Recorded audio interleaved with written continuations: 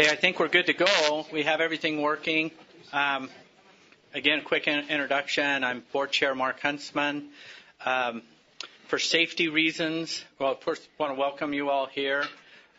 For safety reasons, we have exits. Hopefully you're mindful of them coming in. We've got exits going out this way and back out this way. We have restrooms right outside this door.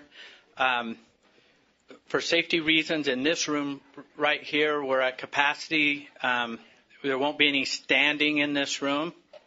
So if you need to find a seat, or we have an overflow behind this room that appears to be full.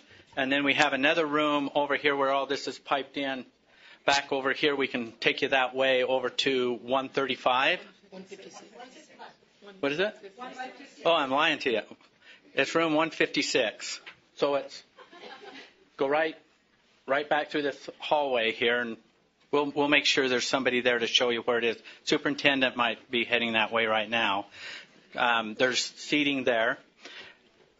So that's on the safety side. I want to, again, thank you for your attendance. I'm going to turn the mic over to David Thomas, Assistant Attorney General, and the hearing officer who was appointed for this public hearing on R277-700. So we'll turn the time over to you, AAG Thomas. You've got a mic. Thank you, Chair Huntsman. It's now a little after 5 o'clock, and it's the time and the place that was provided by notice for this public hearing, which is being convened pursuant to Utah Code Annotated 63G-3-305 and Utah Administrative Code Rule R15-1-1. Multiple written requests for public hearing were received by the Utah State Board of Education regarding the proposed amended rule R277-700 entitled the Elementary and Secondary School General Core. This public hearing is being held in response to those requests and will proceed pursuant to the above referenced statute and rule. Again, as Chairman Huntsman has indicated, my name is David Thomas. I'm an Assistant Attorney General, and pursuant to Rule R15-1-2 of the Utah Administrative Code, I've been appointed to be the hearing officer of the State Board of Education for this public hearing. I'm familiar with the rulemaking procedures which govern the State Board of Education, and I've reviewed the duties that are undertaken as the hearing officer as found in Rule 15-1-5 of the Utah Administrative Code. Pursuant to amended Rule 277-700, which was published in the Utah State Bulletin on September 1st, 2017, this amended rule was adopted pursuant to the State Board of Education authority under the Utah Code 53A-1-401 and 53A-6-104.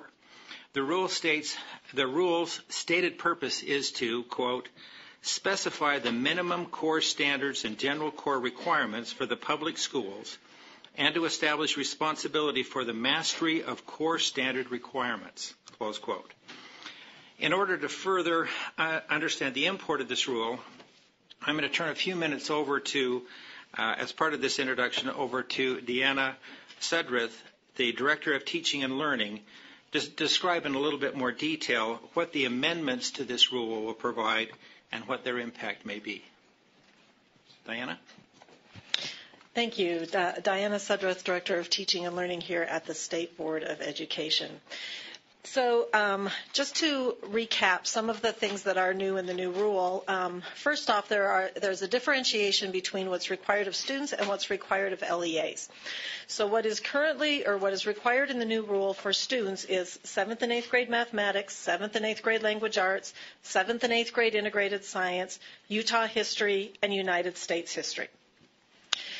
What is required of LEAs to offer through their registration process is at least 2 different art forms, physical education, health education, college and career awareness, and beginning in 2018, digital literacy, and at least 1 of the world languages. So we've had a lot of conversations with different people about what this means and what this doesn't mean. So there's a couple of important things to note. One is that LEAs may adopt their own requirements for students that are beyond what the board has required. It is also true that if LEAs make no change to their local requirements, they are in compliance with the board rule now as it stands and would be in the future. It is also true that LEAs determine the student schedules based on local capacity to fund classes. So the requirement is that the registration process include all of the courses that were listed, but if there is a course that is offered and there are only 2 or 3 students who sign up for it, there is no requirement that the LEA actually offer that course. It is also true that if LEAs do not currently offer a world language, they must add it to their scheduled offerings in 2018, and then if they have a sufficient number of students who wish to take that course, they must offer it, and they can also pursue online options or other kinds of digital offerings. It's also important to notice what the rule does not do. It does not eliminate health and PE. You'll notice that those are still required for the board to offer, or for the LEA to offer. It does not eliminate the arts. Again, 2 art forms are required to be offered by the LEA in the registration process. And it does not give students free rein. It actually increases the capacity of parents to weigh in on their students' schedule, and then also for the schools then to devise a schedule that works for their students based on individual needs. Great, thank you. Really appreciate that. As to the rest of the hearing, let me outline a few things. Pursuant to rule, this hearing will last a minimum of 1 hour. If additional time for comment is necessary, I will either extend the hearing for as long as is reasonable, or I will continue to another date as circumstances dictate. Since one of my duties as a hearing officer is to make sure that the time for comment is appropriate and efficiently used, time limits for speakers have been established and will be reasonably enforced. To ensure an orderly process, the public hearing will proceed as follows. There is a list of those in attendance to sign if they are interested in providing a public comment at this hearing. Please sign this list if you wish to be heard, so that we will have a record of those who want to provide testimony. You will note that some of the attendants signed the list in advance of today's hearing. This was allowed pursuant to the hearing procedures that were included in the board's notice. For sake of order, I will begin with the names on that list and then work through the other lists, as, for example, the ones that were provided in the hall and also at the podium. To the extent possible, and to equitably balance out the dialogue in this hearing, speakers will alternate between supporters and opponents, and again for the basic notion of fairness. Based on the time that has been set aside for this public hearing and the interest that have been shown in providing comment, we will ask those organizations that filed formal requests for hearings, and I understand that there are 5 of those, to go first, and that they will be given 10 minutes each to make their presentations. One of those 5 groups, a parent group, which filed a request for a hearing last Friday, has been included as a requester for this hearing, even though technically the 7-day minimum for holding a hearing pursuant to that request has not been fulfilled. I've included them with the idea that if they're willing to go forward and stipulate as to a waiver of the technicality as to the application of the 7-day time period, we'll certainly include them as a requester and let them participate pursuant to or with the other requesters. And if that's not within their prerogatives, then we would go ahead and then strike them as a requester for this hearing. With the remaining time, individuals will be allowed 2 minutes apiece for comments. Also, to save time, if you are speaking on behalf of a recognized organization and your comments are a reflection of those members of the organization so as to obviate further comment from that group or organization, we'll allow those spokesmen 5 minutes to speak on behalf of those groups. Lorraine Austin, our board secretary, will be the official timekeeper and will alert speakers when their allotted time has expired. Since this public hearing is being recorded, it is requested that you speak only from the podium and that decorum be maintained for those in attendance. At the conclusion of this meeting, interested persons will have the opportunity to provide written comments. Written comments may be emailed to rule.comments@schools.utah.gov or mailed to Lorraine Austin, the board secretary, by close of business Tuesday, September 26th at 4 o'clock. At close of business. Finally, there will be a written record of this hearing, and this record will be prepared in accordance to Rule 15-1-5. Once this hearing is recorded, the hearing record is assembled, it will be provided to the State Board of Education members for their consideration and for their work in their board meetings. By rule, Angela Stallings, Associate Superintendent for Policy and Communications, here at my right, is the USBE staff member who is familiar with the rules at issue and who can respond to requests for information by those in attendance in accordance with Rule 15-1-4, paren B, close paren. I should note that concerns have been expressed and requests have been made that the hearing be held before the before the full State Board of Education. While the State Board of Education believes that discussion on this rule is of public interest, neither Utah Code 63G-3-302 nor the Administrative Code 15-1 appear to require the presence of the entire State Board of Education at a public hearing. Utah Administrative Code 15-1-5, paren 2 and paren 4 appear to only require that the agency have a hearing officer and a representative, and that would be Angela, who is familiar with the rule at issue to be present at the hearing.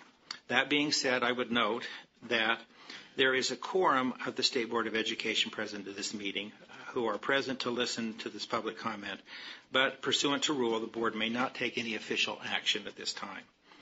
Finally, I note that, to quote from Rule 15-1-4, it indicates that this hearing is to be open, informal, orderly, and informative. It also admonishes that orderly and germane comments be invited. Based on those ground rules, and unless I hear any objection to these proceedings, I will invite the first speaker to come to the podium. The first group, these are the requesters. The first one I have is the Utah Education Association. If they'd like to come forward. Okay, thank you. And so that we can move in an orderly fashion, the next one in order would be the Utah State Democratic Party Education Caucus, followed by the Utah Cultural Alliance, then followed by the Uinta School Board, and then finally the parent group that I mentioned in my opening statement. So, first, Utah Education Association. They just be seated down there for the groups. Is that okay? Yeah, that's fantastic. Thank you. Is that on now? Yes. Thank you. Thank you. I'd like to introduce our team representing the Utah Education Association. Over here on the end is Sarah Jones. She is the Director of Education Excellence and Government Relations. We have Steve Hendricks, who is the Director of Bands at Davis High School and the first runner-up for the 2018 Teacher of the Year, and Kim Irvine, who is a South Ogden Junior High secondary English teacher, as well as the Director for the Weber School District for English and the former President of the Utah Councils of Teachers of English. My name is Heidi Matthews. I am a 27-year educator, 16 years in a junior high library, and the proud president of the Utah Education Association. I'm here today because teachers from across Utah are concerned by the State Board of Education's apparent willingness to lower the minimal education standards for our middle school students. We are also puzzled as to why this board would choose to eliminate credit unit requirements for all courses in grades 7 and 8 now, right now when we've just begun a pilot program on competency-based learning. The board's own strategic plan says that the Utah State Board of Education will set the general statewide conditions in which each student can excel, including equity of educational opportunities. This gets to the heart of my primary concern, this equity of educational opportunities. I have a very real fear that the students who are already experiencing the most challenges will be the ones most negatively impacted by this rule change. If we had adequate resources for public education in Utah, this would likely be a different discussion. But many of our communities, especially small rural districts, simply do not have the funding to offer programs beyond the minimum set by the state. They just don't. Please don't misunderstand. We support local control. We stand by the rights of parents and communities to prioritize focus and resources in the school districts. We understand that under this rule, LEAs would have the local control to not change a thing. But think for a moment of the pressure for a school to drop the now optional art program, orchestra, or health class, not because they want to, but because their resources are so incredibly scarce and limited. This isn't local control, it's local survival. Local control in no way supersedes the responsibility for equity and to set the high minimum standards. Under the guise of local control, this board cannot abdicate its responsibility to provide equity of education opportunities for all students. In this meeting, you'll hear from many who support this rule and its supposed local control. I can certainly understand how parents of means would have no problem lowering the minimum standards to eliminate things like music and art and health. Parents of means can easily provide their children with these enriching activities on their own. But I'd ask you to consider those who are not here, those who don't have the means to take private music lessons or classes at a local art studio. At teachers, it's our responsibility to speak for them too, and I implore you to not lower the bar on these vulnerable young ones who already face an uphill battle. The gap between the haves and the have-nots is wide enough. Please don't put music, art, and health out of their reach as well. Ultimately, we believe this rule is unnecessary since the board already has the authority to grant LEAs flexibility and autonomy through waivers. However, we are at this time simply requesting that the board delay implementation of this rule and reconsider its impact. Specifically, prior to implementation of any rule like this, the board should seek to clarify what constitutes mastery of a course completion under this rule, how elimination of credit units will impact overall student learning, how it was determined that music, art, health, and PE had less value than other subjects, and does the public agree? And if so, how will elimination of these requirements impact overall student learning, since so many subjects are interrelated? And finally, how this rule could impact classroom conditions that have led to our current teacher shortage. Until these issues are better understood, we ask for the board to vote to delay this rule. The State Board strategic plan states that the foundation of Utah public education system is to provide an opportunity for educational excellence for each Utah student. And as always, Utah teachers stand ready to support the State Board of Education in this effort. Sarah? Thank you. Sarah Jones with the Utah Education Association. With limited time, I would like to make just 2 points, primarily about process. First, the rule eliminates the requirement for courses like PE, health, and the arts. But where was the debate about each course? In other words, what criteria underlies your decision to require one course over another? Why did the board, for example, choose to value history as a state requirement but not health or PE? The decision appears to be arbitrary. The board has a multi-step process to adopt course standards. The procedure is well defined and requires multiple opportunities for review and revision of the standards and requires opportunities for community input for a specific period of time. That process can take well over a year to adopt new course standards. By comparison, the decision to no longer require PE, health, or music was made quickly, with no real discussion about why some courses but not others would be required. When did the board debate the merits of each class that at some previous point the board had determined was vital to the intellectual, social, and emotional development of adolescents? And what was the basis for making those courses optional? Secondly, as was previously stated, it's surprising that this rule was passed before the completion of the board's current pilot to develop a framework for competency-based education to be implemented in 2018-19. This is the exact opposite process the board followed to develop a master plan for digital teaching and learning first, and then award grants to LEAs based on clear and consistent guidelines for best practices.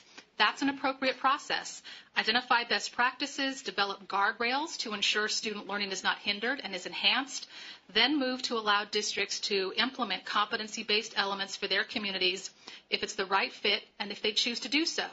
That is the balance that must be maintained between state oversight and local control. Local control does not eliminate the state board's obligation to ensure that every child has equitable access to a quality education. It is the very role of the state board to create the standards and the guardrails necessary to balance state requirements with local control. But this rule does not establish any such guardrails.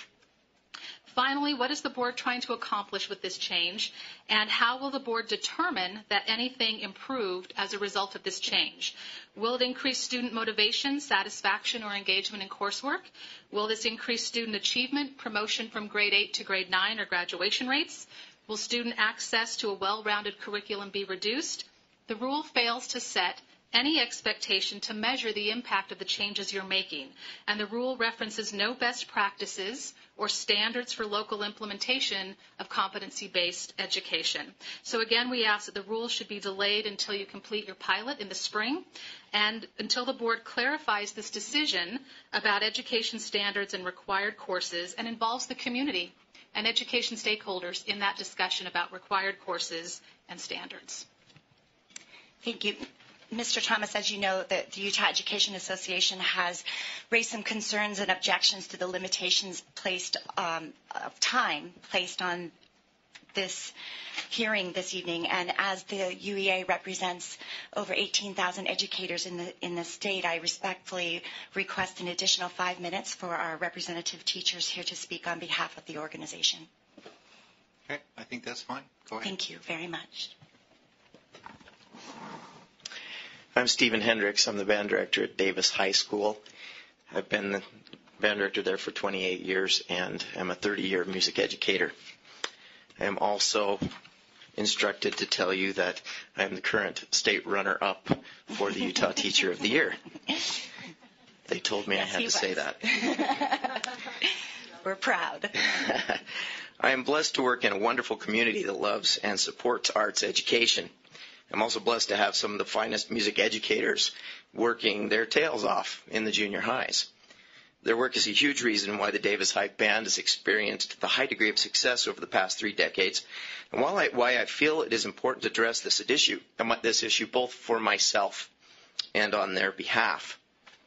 Now, I thought I understood the reason when I first heard about these changes, and at first glance thought this is kind of a cool thing. Maybe there's going to be more things opened up for people who are feeling bottlenecked and not able to take as many arts classes as they want because now it's kind of wide open.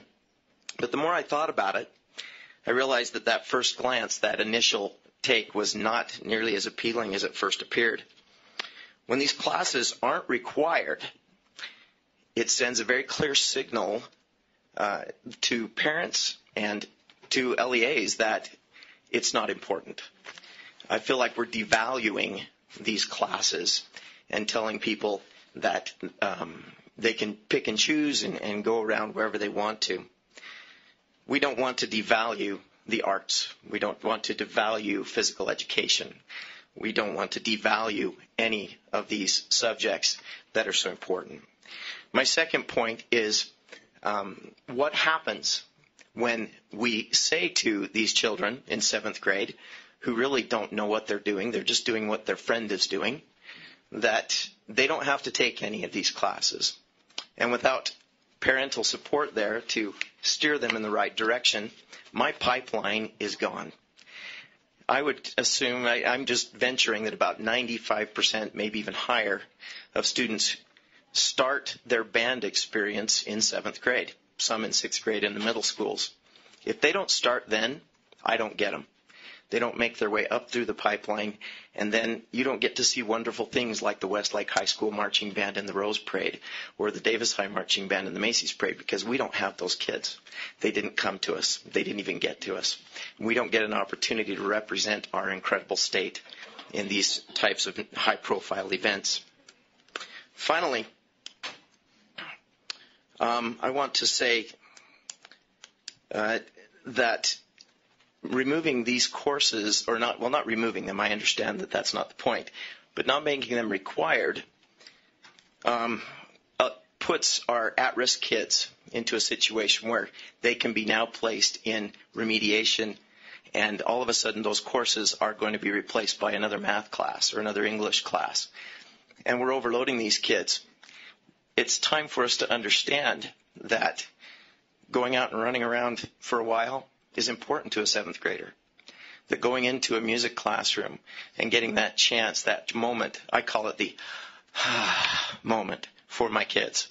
When they've gone to math, they've gone to English, they've gone to all these other classes that are hitting the left side of their brain so hard, it's time to go in for that moment where they can say, and they get to decompress and have that opportunity.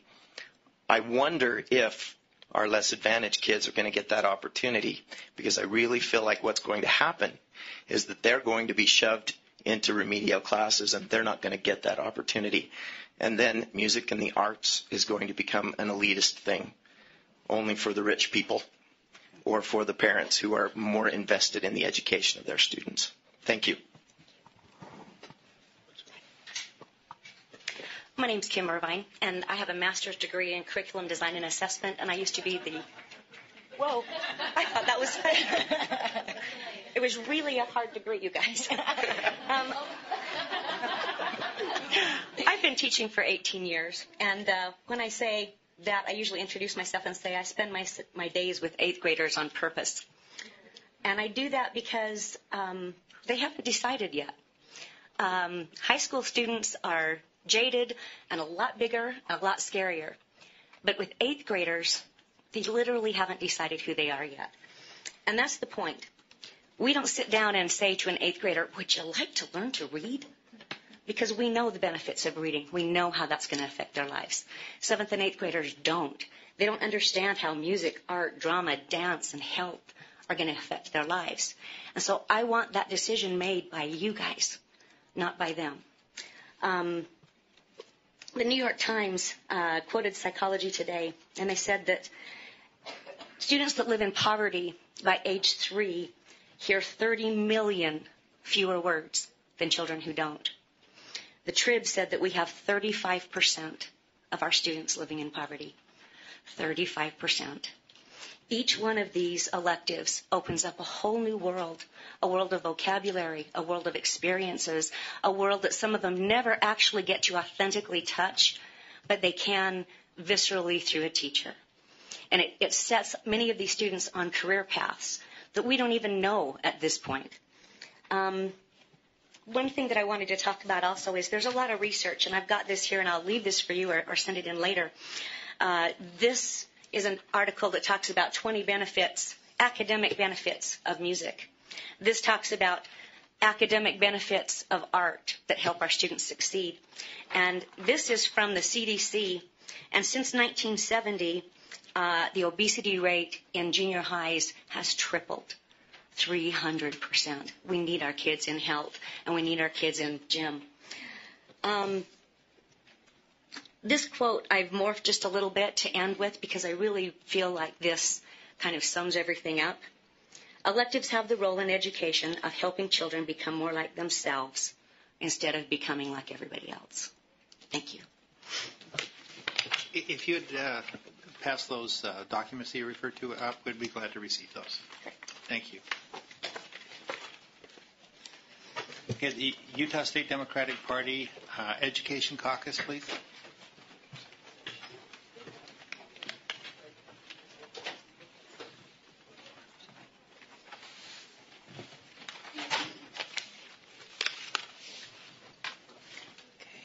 Hi, I'm Jessica Fivash. I am the Democrat State Education Caucus Chair, and I'm with Jay Blaine.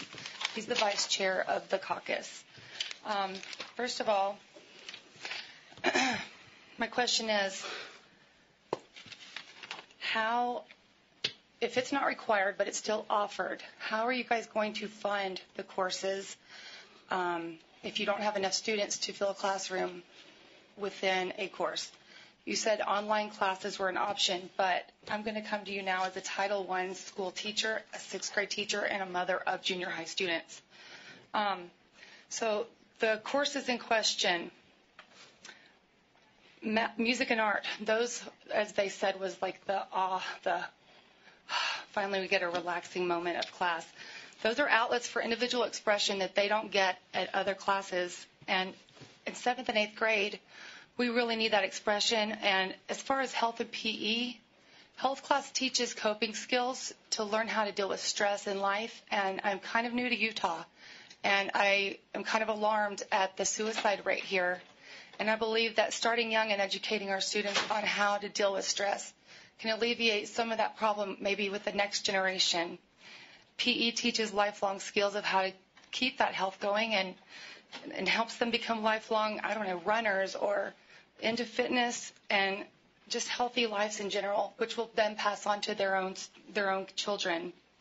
CTE, college and career awareness classes, those are ways that the kids can experience college or career choices that their parents don't have sometimes. I work in Title I, and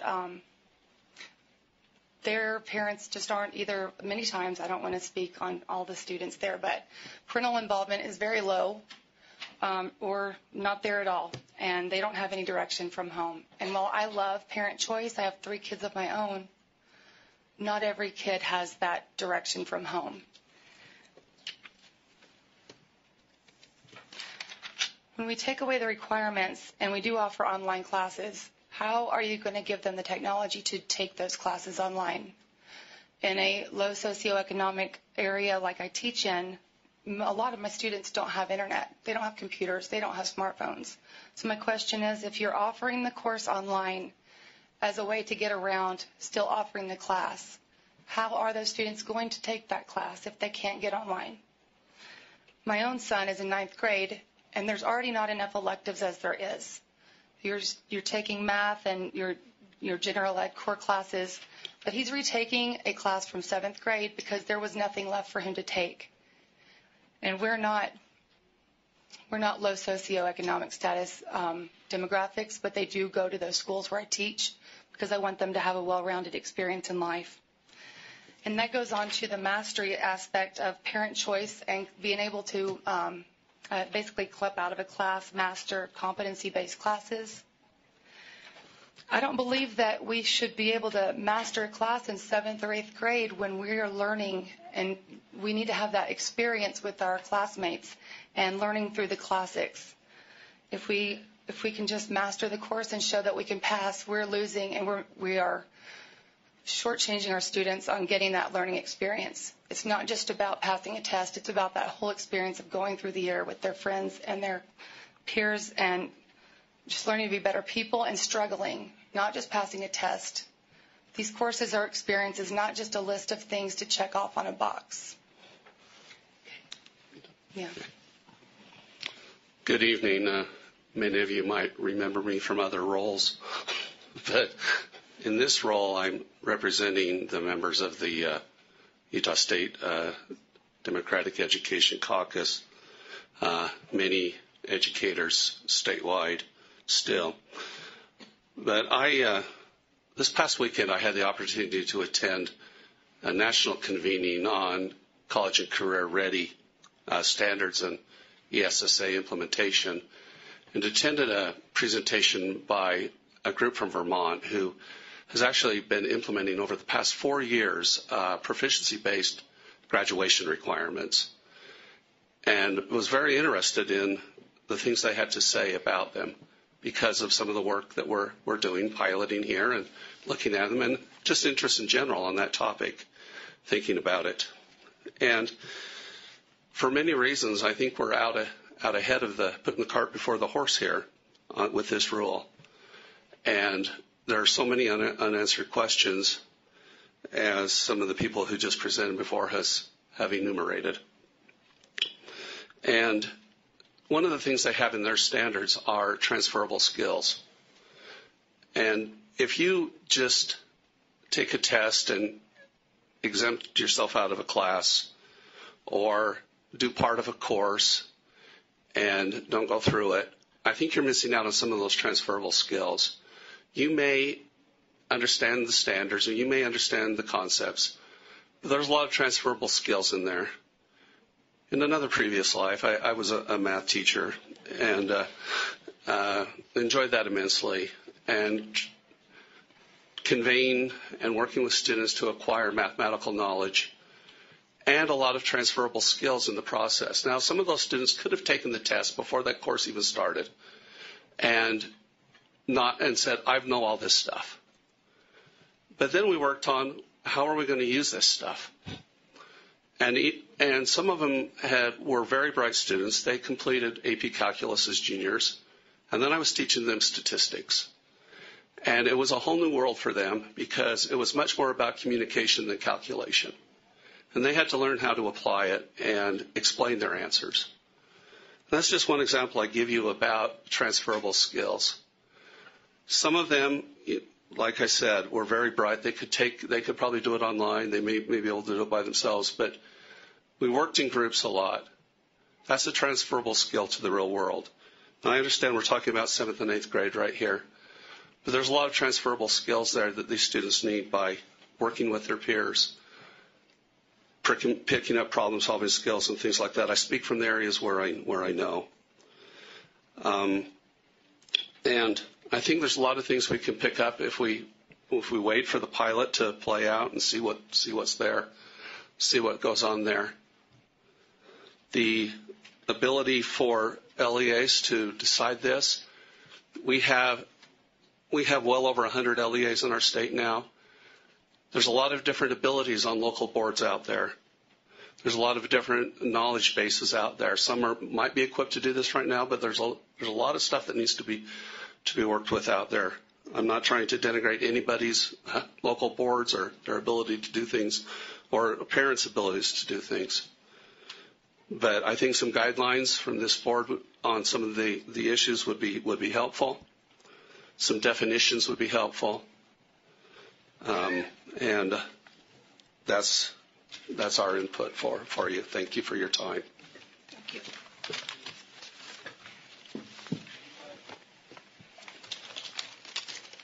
Thank you. Utah Cultural Alliance. That's me. Thank you. I have some. Should I push this button? There we go. Thank you. I have some students coming in as well. My name is Crystal Young-Otterstrom, and I'm the Executive Director of Utah Cultural Alliance. Utah Cultural Alliance is the advocacy voice of Utah's arts, arts, humanities, and cultural businesses. We come today on behalf of our sector and on behalf of our state's children, some of who are here. Today we bring you a petition of over 3,500 signatures of Utahns who raise their voices with ours. Enclosed with our petition signatures, and I'll give these to you at the end for the public record, are letters from CEOs, executive directors, board chairs, music directors, and artistic directors of many of our fine cultural institutions around this state, including Utah Symphony, Utah Opera, whose CEO, Paul Meacham, is actually here today, Utah Museum of Fine Arts, Nova Chamber Music Series, Utah Festival Opera and Musical Theater, Utah Film Center, Ryrie Woodbury Dance Company, and even the Idaho State University School of Arts. And as the signers of this petition, we are parents, voters, and Utahns who care about the success of our state's children. And we know that a well-rounded education is vital for their future. So as your constituents, we ask you to reverse your August 4th decision, or at least delay it as UEA requested, to remove the middle school credit requirement for health, arts, and physical education. The benefits to children of a well-rounded education that includes arts, health, and PE are many, and it contributes to the board's imperative to provide quality learning to Utah's students. Some of these benefits are better academic results, better workforce opportunities, more civic engagement, especially for at-risk children, improved performance and grades in reading, math, writing, and other subjects, increased creative thinking and problem solving, increased positive attitudes towards school and learning, less aggression and violent tendencies, improved cognitive ability, improved community cohesion, improved graduation rates, improved motor skills and self-discipline, improved social interaction, and improved mental health and dietary choices. Eliminating the credit requirement for arts, health, and physical education suggests that state standards and oversights for these vital programs could disappear. And yet, there are subject areas that are proven to close this. These are subject areas that are proven to close the school achievement gap. Lack of standards and oversights prevents fair and equitable services statewide and puts at risk our state's commitment to ensure that a healthy and productive generation is ready to lead our future. Many supporters of this rule speak about local control. While this sounds attractive, the reality is messy. Yes, a district could possibly offer more arts classes. However, we in the humanities and arts are students of history, and history of the last 2 decades teaches us that when requirements are taken away in the interest of flexibility, schools tend to cut the optional in favor of the required because our public schools are underfunded. We think that most Utahns agree with us that a well-rounded education benefits all children for the reasons I've listed above. It is the duty of the school board to ensure that students receive that well-rounded education which credit requirements in the arts provide. Additionally, if some middle schools cut classes entirely or some choose to offer more as a result of this rule change, our state becomes faced with inequitable educational opportunities around the state where students in one district may receive a true well-rounded education, but students in another do not receive such an education. This rule change is contrary to the board's imperative to ensure educational equity to all of Utah's students. Utah is a wonderful place to engage in the arts and humanities, and our state has made a significant investment in thousands of arts learning specialists throughout the state through our Beverly Taylor Sorensen Arts Learning Program. We feel that cutting the middle school arts credit is an abandonment of this significant investment. We thank the 6 board members who voted against this change: Janet Cannon, Brittany Cummins, Jeffney Graviette, Carol Barlalier, Kathleen Reeby, and Spencer Stokes. We encourage the remaining of you to reverse your vote. Utah is a wonderful place to live, work, and raise families. We believe that our state public education system should be a light to the rest of America and to the world. When policy changes occur that negatively affect children's educations, such as this rule change, our state educational system suffers and our children suffer. It is a board imperative to listen to stakeholders. We ask you to listen to who we are here today and reverse your decision. But don't just take it from my organization or the hundreds of member organizations that we represent or the 3,500 Utahns who signed this petition. But first and foremost, it affects students, and so I'd like you to hear from them today. Sorry, I always get emotional when kids are involved. So first, I have Amelia Binnix and Nathan Belknap, who are drama students from Shadow Valley Elementary in Ogden, and they will be followed by Elsie Stemma at Salty Cricket Composers Collective, which has students in West Valley City, Salt Lake City, Murray, and Taylorsville. And then last we have the Valley Dance Ensemble from Logan, Utah, and they're going to come and do a little number for you. So Nathan, do you want to go first? Sure. Hi, I am Nathan Belknap. I am here to defend the arts program. The art classes I have had in elementary school have made a big impact on my life. I had the opportunity to participate in many art classes such as music, dance, theater, painting, drawing, and orchestra. In fact, I am currently writing a school play with some other kids in my grade. Through the arts, I have gained a greater understanding of the culture of other cultures, a passion for music, and the visual arts. All of this has come because of my exposure to the arts in elementary school, and I am glad I got to speak to you today. Please reinstate the arts credit. Okay, Amelia, push the little button. Hi, my name is Amelia. I love acting. I've been in 4 plays, and I will be in...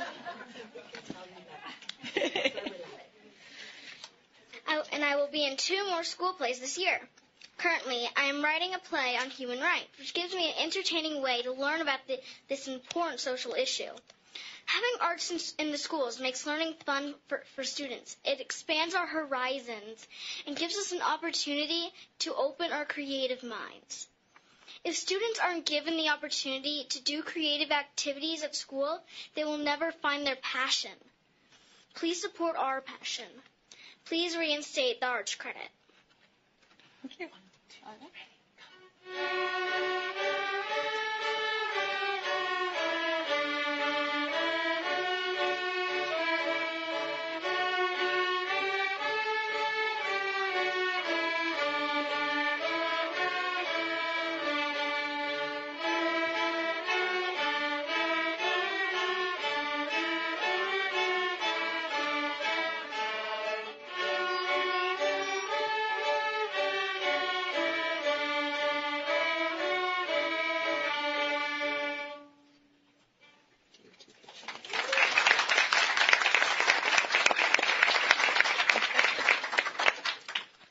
Hello, my name is Eduardo Trujillo.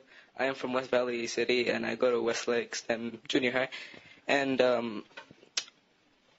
I really would like to keep the PE and arts program because it helps. It has helped me really a lot in school.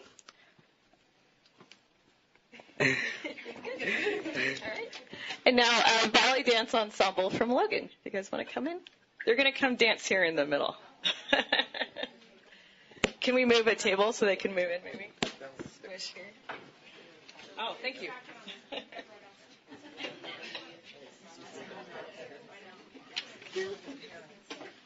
Brett Belknap and Miranda Belknap? Yeah.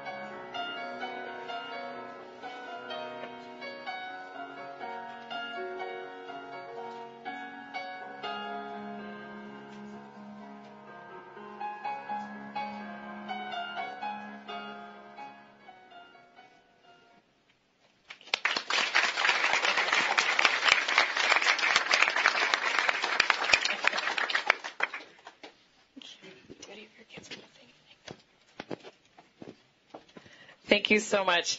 As you can see, there's nothing more powerful than children involved in arts, music, theater, dance, film, and all the other wonderful curricula that our state offers during the day.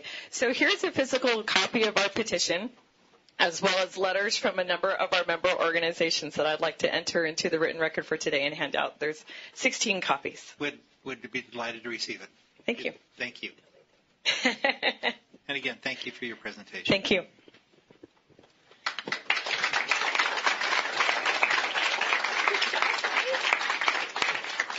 You went to the school board?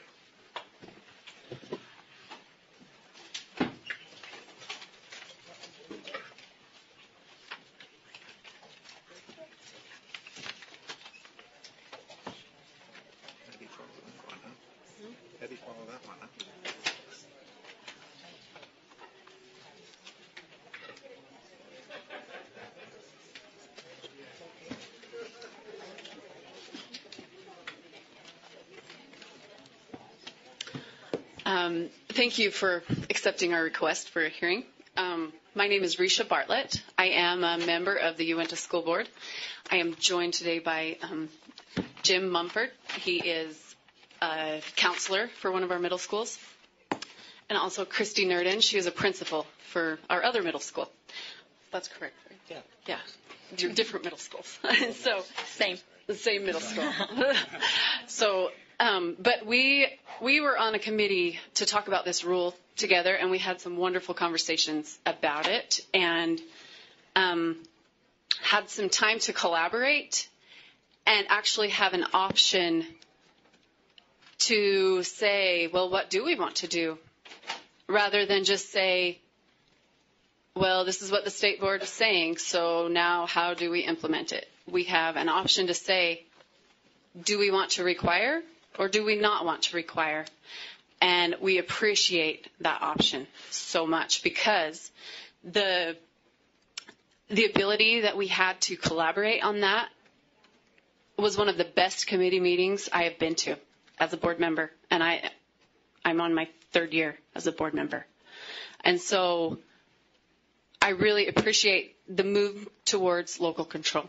And thank you. And please stay focused on that and move in any way you can. Any rules that you make, move towards local control. We appreciate it as a district.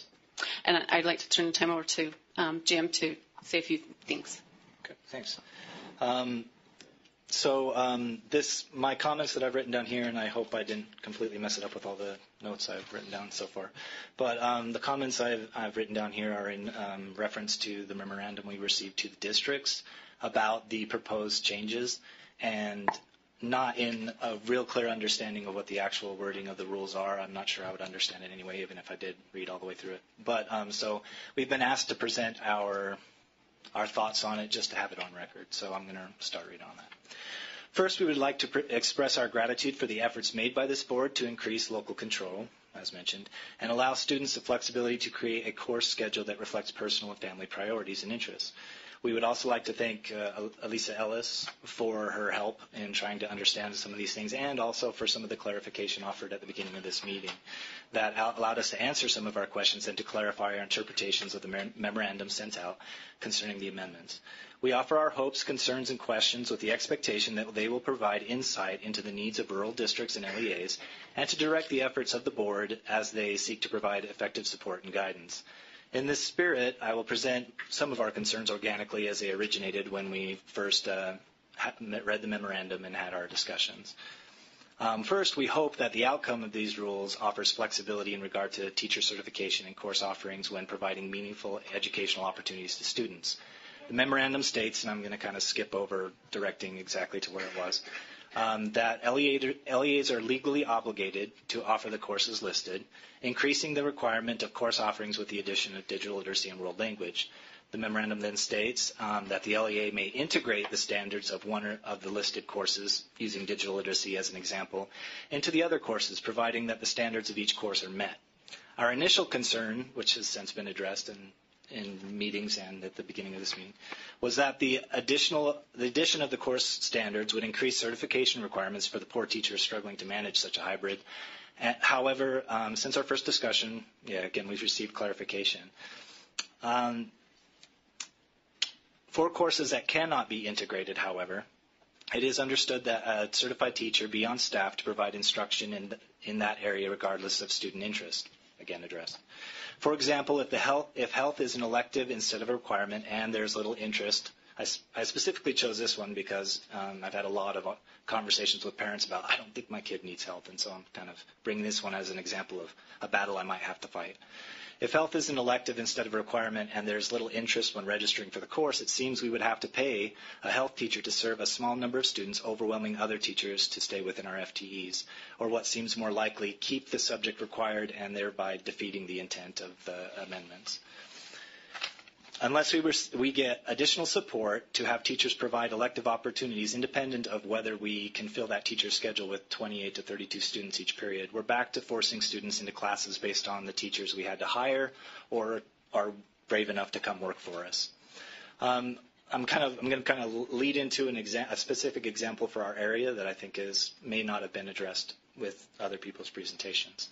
Similarly, as a rural district with a lot of turnover, we can't count on teachers being certified in multiple areas. We may have student population to warrant 1.5 7th grade science teachers, but unless one of our science teachers is certified in an area we can use to flesh out our whole schedule, every teacher is rounded up to the nearest whole FTE. Large districts may be able to move teachers around to compensate, but small districts often end up with small science classes and huge PE and art classes, that kind of thing. We're hoping for flexibility that allows us to use teachers that we have and to help fill in some of our other requirements. Science teachers, when I kind of talked about this issue with them, often in a panic, are terrified that there's not enough flexibility within their standards to add more standards to their courses. And so it seems like it's more likely that we would have to hire a certified teacher in those areas. For a specific local example, one that's come up recently is as a rural district, we're often taking advantage of alternative path to teaching. We have a current science teacher who has a lot of experience with working with the oil field as a environmental advisor. That science teacher, in this specific area, that science teacher actually has some flex to his schedule. We really only need 1.5 teachers in that area, but because of the certification, because that science teacher is teaching just science, we would hope to use a little bit more flexibility in tapping the resources we have for these professionals and offer something like, especially because we have such a strong emphasis in career pathways, in bridging towards CTE. As a guidance counselor, I get really excited with saying, hey, you have experience in this area. Can we offer some sort of elective introduction requirement that I can use as a guidance counselor to piggyback on to say, hey, look at these stackable degrees we offer in our local extensions at the Tech College and the USU extension. Look at all this stuff. Look at how this implements into our local economy. It seems like that using the flex we have in our schedule and the expertise of these teachers, unless there's a course written up at the state level with a course code, it often becomes the case that those teachers just have a little bit smaller class sizes while we're overloading teachers who are certified in the most traditional elective options. So, with our current configuration, we have 6th, 7th, 8th. And so those 6th grade teachers can't help us or contribute to fulfilling some of those requirements, certification requirements, because they're like K-8. We're going to continue to see issues with these certification requirement licensure issues at the middle school level, and we'd like you to think about maybe giving a little more latitude or considering a different way to look at certification in the middle school level, because it's really stretching it's stretching those teachers who are certified. We're trying to get people certified in other things, so they're going the ARL route, or some of them are trying the APT, and it's making it hard to distribute our licensed personnel into classes that are basically the same size. We have huge PE classes. So I really think that would be something that could help us as we're looking at offering this flexibility and adding more courses. How we look at certification and offer that at the middle school level could really impact the education of our students. Thank you. Do we have any time left, or are we at the end? About a minute and a half. Okay, perfect. Okay, so as we come before you today, I want you to understand that in our district, we are excited about this rule to have more flexibility. We are also very staunch supporters of the arts, and I see no reason why our art programs would go down with this rule. I think they would actually improve, because you would have students in there who are passionate about it and who want to be in there, and you wouldn't have as many problem students who are forced to be there if they don't want to be. Education is a personal choice. It's not something you can force on anyone. And I think the more choices we give our students, the more intrinsic motivation they are going to have. And that's what we really want for our kids, right? That they are able to make choices for themselves and have lives that mean something to them, not necessarily mean something to their teacher. We need them to take charge of their own life. And the only way to do that is give them opportunities to choose. And also the same goes for our district. We are excited about having this flexibility to be able to have the conversation at our district level and say, we have an option here. We can do something here. We can get excited. We can be creative. We can have people like Jim and people like Christy who have awesome ideas and say, well, this would work perfect in our school. And they have that flexibility because it's not mandated from the state level. I think it needs to be flopped a little bit so that as a community we collaborate and decide what is best for our students in our own community, and decide what, like the course offering that he was talking about the oil field education class, that we could be able to offer that and it would count for an elective credit. And it would serve the needs of our community and also support the arts, because our district, I have no question that our district would still have every art program and try to add more if we could. That's just how our community is. We love the arts in our community. So that's what we had to say. Thank you for giving us this time, and please stay focused on local control. Thank you. Thank you very much.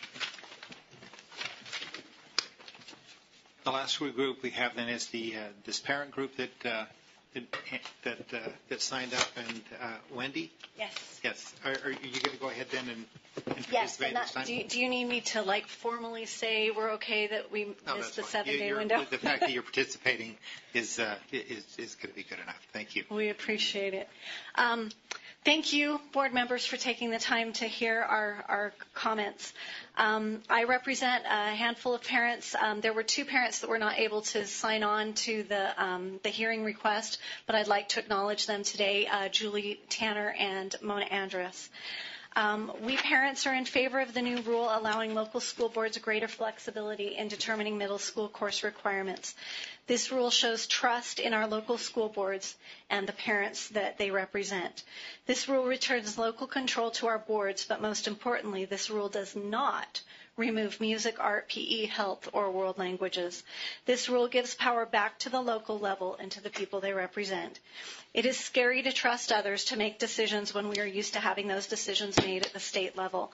But fear of local control is a fear of free people making their own decisions.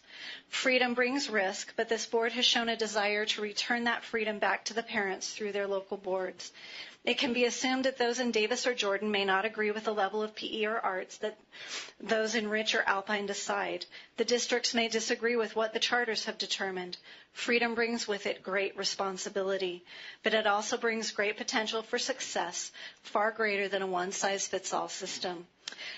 Utah Congressman Rob Bishop has said concerning public education, ever since the mid-'60s, we've been consistently fighting that battle over standardization versus freedom. Freedom should be our goal, end quote. We echo his sentiment, and we are grateful that the majority of this board agrees that freedom should be our goal. As parents, we are at a disadvantage in that we do not have a formal group with paid employees to represent our interests. We do not have marketing groups who will send out petitions and emails to amass people to our cause. We do not have the luxury of thousands of people in our organization with contact information who can be rallied at a moment's notice to speak up about a particular rule. We are simply citizens. We are the people you are elected to represent. While not speaking for the groups we participate in, the majority of us are members of various local school boards: Alpine, Davis, Jordan, Rich, Timpanogos Academy, and Mazur Academy. We are also current and former members of PTAs, SCCs, and parent organizations. We are accountants, teachers, programmers, designers, musicians, and social workers.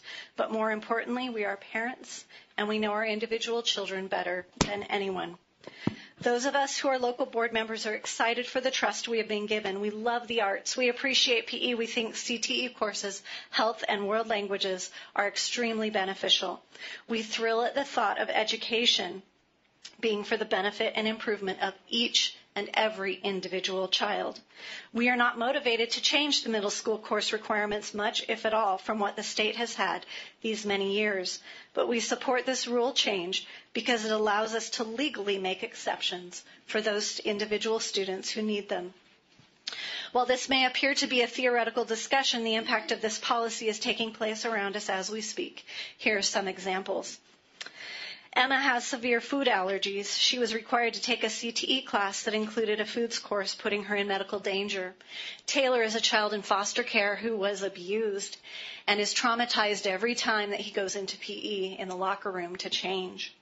Brandon has ADHD. He needs to take a PE class every day to do well in his academic classes. Taking 2 PE classes makes it harder to have open class periods for other electives of interest.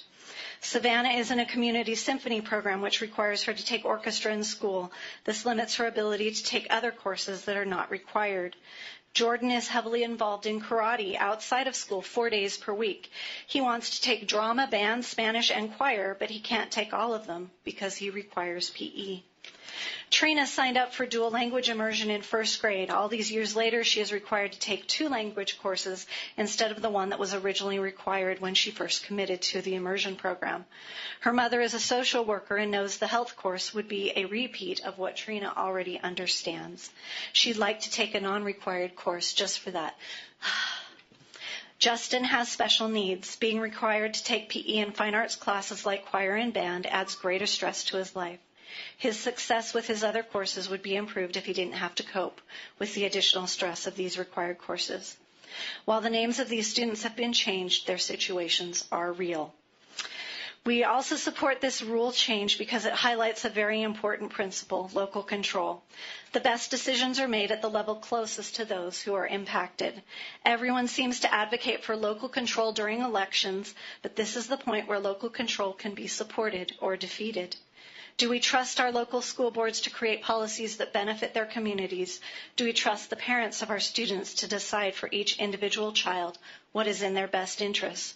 Or do we want to give up that responsibility and as local board members tell parents we're sorry, there's nothing we can do to help? We wonder why parents aren't as involved, and this is in part why. Sure, they can volunteer for the Valentine's party in their classroom, but when it comes to deciding what courses their children need and what that child should focus on, do we defer to others far away from that child? Do we not believe individual parents can and should have the option of working this out at the local level? State law acknowledges this fundamental truth. Parents are primarily responsible for the education of their own children.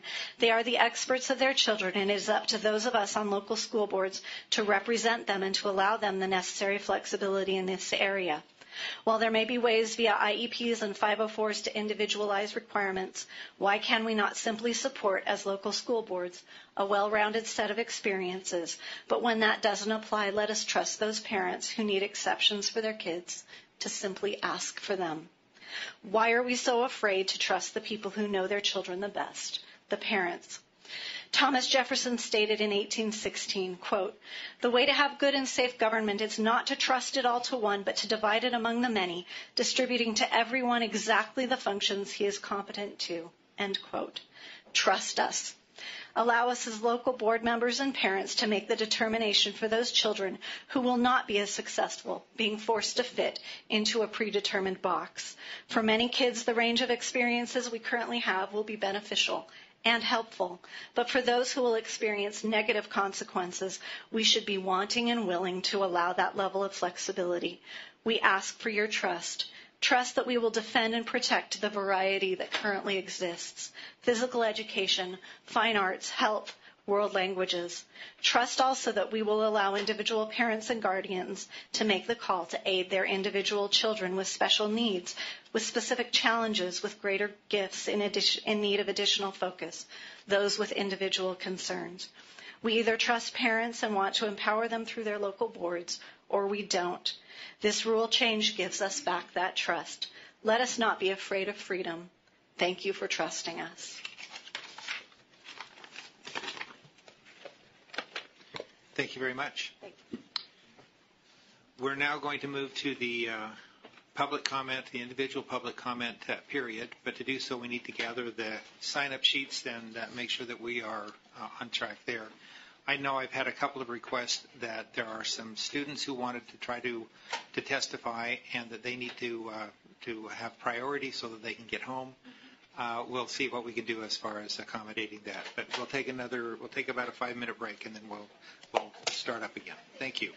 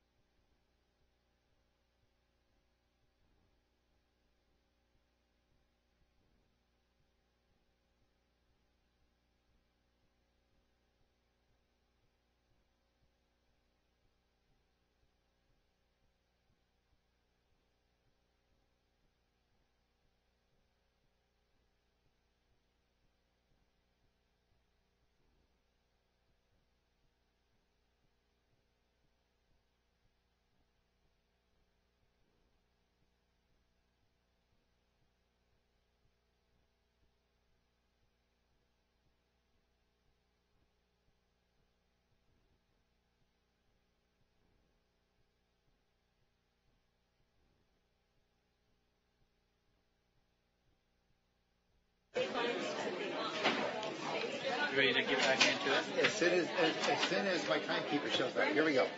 Okay. You want that pounded? Are you a good pounder? Yeah, I'll pound it. Okay. Okay, we'd like to go ahead and get started. And as I indicated before the break, we're now into the individual public comment period. We have a number who are representing individual or representing associations, and others are individuals. And I'll try to make sure that I hit those and introduce those. I've decided to use an enlightened process as far as picking who goes next. I've decided I'm going to do it on the basis of which ones I can actually read. So I'm going to take that, and so if I read your name, you've got great handwriting, and I appreciate that. So let's, if I could I hear first from, call up Mark Clough. You'll need to tell me he's with the group so I can do the 5 minute. Okay, and I understand that you're representing the agency-based education, so we'll give you the additional time. Thank you.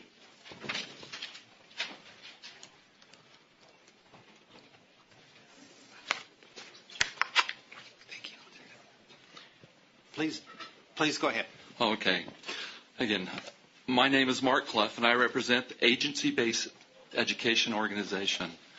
I am also a former member of this board and a vice chair at one time. And I'm also a retired software executive. I'm here to speak today in favor of the board's decision. Agency-based education as an organization has been around for 7 years. Oak Norton and myself started it 7 years ago. Our core principles are this. Education must be based in choice and not compulsion. Helps develop the internal moral compass as one fosters a recognition and love of truth. Recognizes that truth best inspires when sought through original source materials. Should be individualized to allow children to identify and develop their gifts, talents, and discover their life's mission. Must recognize that parents are have a sovereign stewardship to guide their children's educational journey. I love the arts. They have made me a better person, a better engineer, a better manager. I also feel that PE and health are important. The question is, should we mandate them all? And I say no. When I was in high school many years ago, I wanted to take band and choir. But because of requirements, I had to choose one or the other. I chose choir. I believe that there shouldn't be any mandated course requirements from the state, but I do feel that the state should make recommendations to the local boards on what they feel is best, and then let them choose and decide. Let them govern themselves. From school to school and district to district, there could be different needs, and the locally elected board should make those decisions, or leave it in the hands of the parents and students to decide what they feel is best. When I was on this board, I heard from schools and districts many times that they wanted more local control when it came to finances, graduation requirements, and other mandates. I know that there are many educators are tired of the legislature putting mandates on education. This is a chance for the board to set a new direction in reducing mandates to schools and districts. I have heard that these requirements, if they are removed, that students will not be exposed to a well-rounded education. Well-rounded for whom? It's time to realize that one size does not fit everyone. Why can't we trust parents and students and local school boards? It's the parents and it's their children's lives. Students need to be given greater freedom in choosing their path and finding their passions and opportunities. They need to be given the chance to build their self-confidence and self-reliance through making choices. What made this country great is our freedom. The three great freedoms of personal responsibility are freedom of choice, freedom of action, freedom to bear the consequences of their actions. As I understand it, any school or district can keep the classes and their core requirements. They can keep the status quo if they want. So why not allow schools and districts the opportunity to have more flexibility? It has been my experience in life that when students are given the choice of freedom, the freedom of choice, their classes without compulsion, they find joy, happiness, and passion for learning. Isn't this what we want for all of our children and grandchildren? Thank you.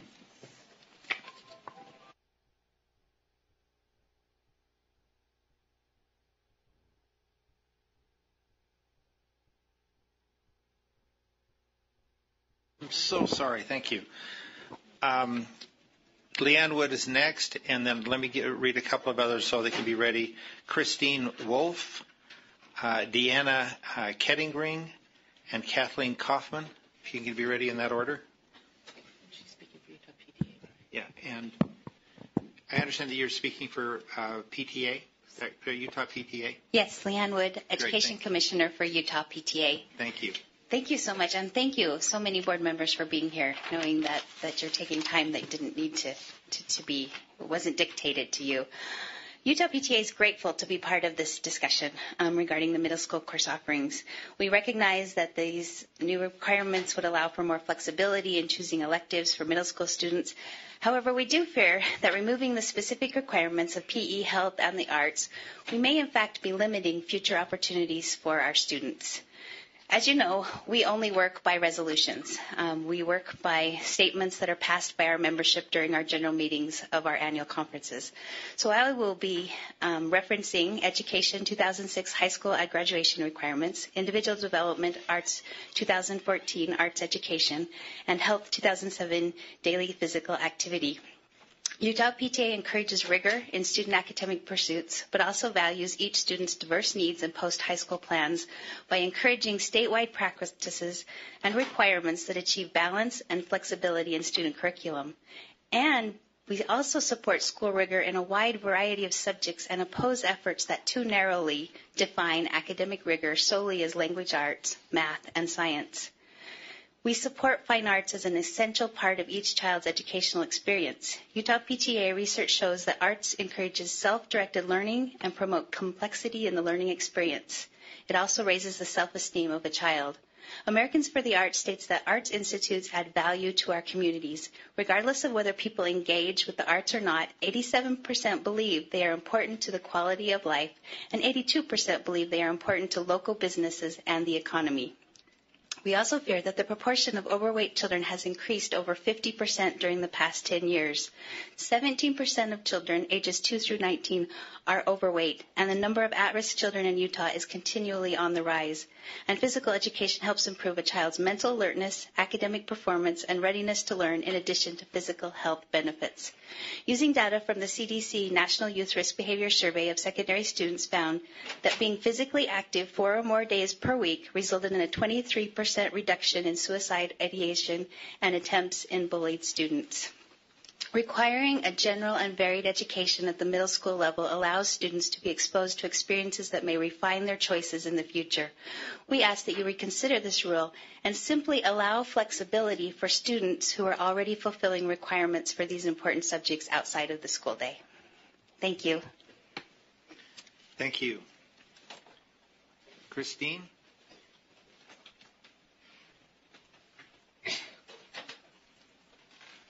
And I understand that you're speaking on behalf of Utah Music Educators Association. Is that correct? I am. Thank you.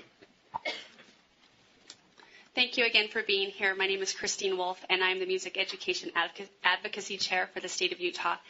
I'm also a junior high band director, and my husband is a junior high band director, and we have 4 children who have been in public school. So I come to you both professionally for my organization, but as a parent and as someone who deals day in and day out with junior high students and beginning band, and I left a rehearsal to come here to speak with you today. I'm here at the table with, as you know, Stephen Hendricks, who happens to be my high school band director from Davis High. So it's been wonderful to be able to have a professional relationship many, many years after I was his student. We won't count that up. And Shari Jorgensen, who is the Executive Director of the Utah Music Education Association, as well as the Arts Director for the Canyon School District. I want to first start by pressing an issue that I felt that has been made numerous times, and that is that schools and school districts feel like they are gaining local control through this action, and I disagree strongly with that. The local control has been there. I can't tell you how many times a parent or a counselor comes to my classroom and says that their child needs to be taken out of a class because the parent wants it. And the parents do have that control right now. It is not something that has been kept from them as we're being told. The options and the local choice has been there and will continue to be there. Why are the arts being de-emphasized? And I know that we're not losing the arts, but when you take that down to 2 required by different local education associations from the plethora that are there, again, history has shown us that they will take the least common denominator, which is what is required. And how are we going to choose between drama and band? How are we going to choose between musical theater and visual arts? And furthermore, when they talk in Uinta District about staffing issues, how are you going to staff your fine arts teachers when you're changing your FTEs from every 6 months based on enrollment? There has to be a standard maintained, and there has to be an equal opportunity. Instead of looking towards some utopia where all children can pass cookie-cutter tests in cookie-cutter schools, we should look back to the time when America's schools were the envy of the world, when children were nurtured and allowed to be creative. English was language arts. Math and science were the gateway to innovation and discovery. In the social sciences, the students were given time to explore the past, analyze the present with an open mind, and dream of the future. The arts were more than filler to plug in a student's schedule when there was nothing else to do. Aesthetic experiences are inclusive, wonderful, magical, amazing, powerful, spontaneous, and essential. The elements that form aesthetic judgment cannot be measured, but they must be nurtured. They cannot be touched, but they can be felt. If we forget how to feel, the true meaning of our lives is diminished. The aesthetic experience is as real and vivid as taking a breath, as to some, as necessary. Please remember that arts educators were the first to develop national standards. But where has it gotten us? Even if all students do not choose to take extra art classes for elective classes, the fact that they have been required to take even a few of them will enrich their lives. My fear is that students who would like to take more than the required arts classes as electives will not have that opportunity. Children, especially at the age of middle school, can't see into the future for what's best for them. We require them to wear seatbelts. What if they don't want to wear seatbelts? That's their choice, but it's against the law. My dad hates to wear seatbelts. There are things that we need to look forward and say, this is in the best interest of our children. This is going to save them and give them opportunity to be a well-rounded individual and to participate in society in a full, productive means. The Utah Music Educators Association's official position is that, while we appreciate the Utah State Board of Education policy that seeks to provide for more flexibility in 7th and 8th grade scheduling, the Utah Music Educators Association has some concerns about unintended consequences of this policy. It is true that under this policy, some students may be able to take more than one fine art class in a year, and we're excited about that possibility. We worry, though, that some students will be counseled out of taking fine arts courses that are no longer required by the state. They may be counseled to take more remediation in the courses with state assessments and may not have the opportunity to enroll in a fine arts course that may be the key to their desire to stay in school down the road. We fear that courses in the arts will increasingly be seen as reward classes or elite classes for students who have no remediation issues or for students who have high parental involvement in their schedule building. We are also concerned about students who move between districts and find a change in requirements. They may move to a new district and find that the arts course that they were taking is no longer offered in that district. The policy reads that local education associations shall offer courses in the arts, but this language is vague. Thank you. Thank you. Deanna? And then Kathleen, you're up next.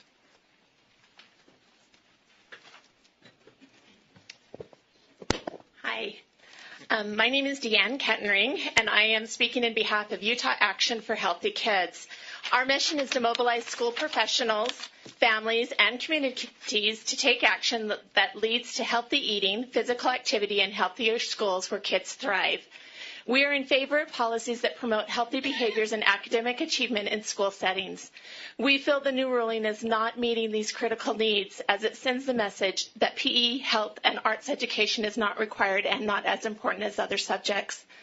According to the CDC, there is a clear evidence of how physical activity is tied to education. Taken straight from their brochure, students who are physically active tend to have better grades, school attendance, cognitive performance, and classroom behaviors. Higher physical activity and physical fitness levels are associated with improved cognitive performance among students.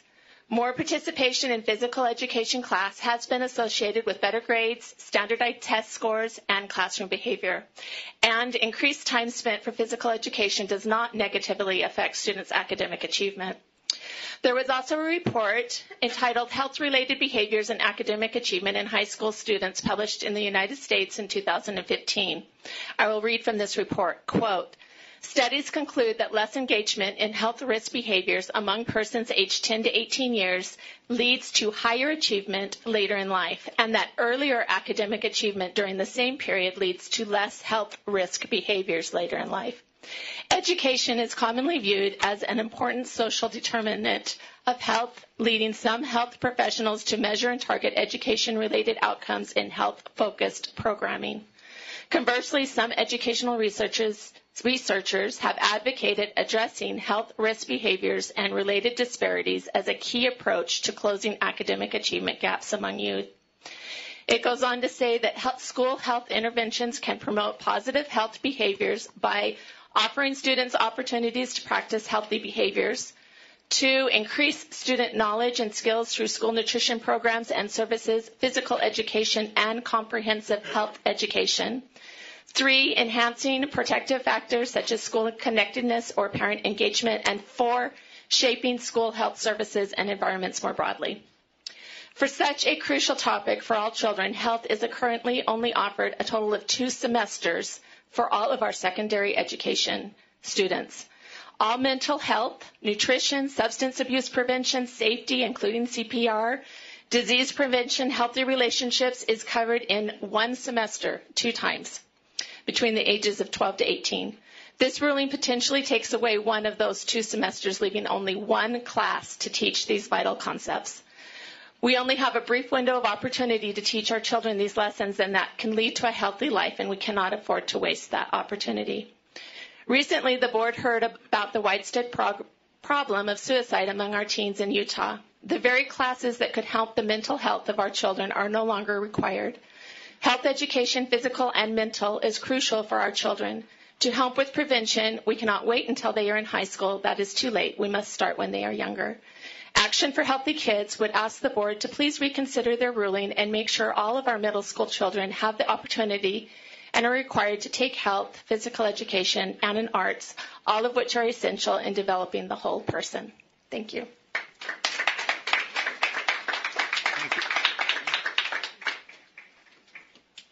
We'd like to next hear from Jed Jensen, followed by Laurie Williams, and then Charlie Matthews. And if you'll be ready in that order, if you would, please. No. Jed Jensen. Takes me longer to walk that distance. Jed Jensen. I'm in Emory County School District. We are a smaller district. We have 6 elementary schools and 4 secondary schools. All four of our secondary schools are necessarily existing small schools, and 2 of our elementaries. Last year, we went from a 7-9 configuration in most of our district. One of our schools we did not, or area schools, but we moved the 9th graders to the high school, and we also moved our 6th graders to the middle school. And so that necessitated the need for us to move our teachers around. We lost from one school 4 teachers to the high school, and so we actually moved in the last 2 years, 6 of our elementary teachers into the middle school. That becomes problematic for us because all 6 of them, which is more than half of the school, are trying to get endorsements in those classes that they have to teach with our 7th and 8th graders. And so even though I agree with the concept of local control, this feels to me a little bit like taking that control away from us. We would love to be able to offer all of the classes that are down here. I haven't even counted them. I had them on here. Let me look under middle school. But we would love to offer media arts, physical education, health education, college and career awareness, digital literacy, even one world language in our middle school, visual arts, music, dance, and theater. But it's not a possibility. Right now, we teach what we can and what is required. Unfortunately, if the requirements change, any class that we add, we lose a class. And my concern is with what I've heard tonight, the concern is that if we lose a class, it will most likely be the class, the health, the PE that will have to go. We don't have an opportunity. Just so you know, we have teachers who have as many as 16 preps, who teach semester courses. If we require more endorsements for them, we will lose more teachers. We are behind the concept of local control, but let us do what is best for our district and our small schools. I ask you to look out for the small guy, no pun intended, but to look out for all of us, and especially those of us who cannot give the same education that other areas are able to. Thank you. Thank you. Lori Williams, and followed by Charlie Matthews.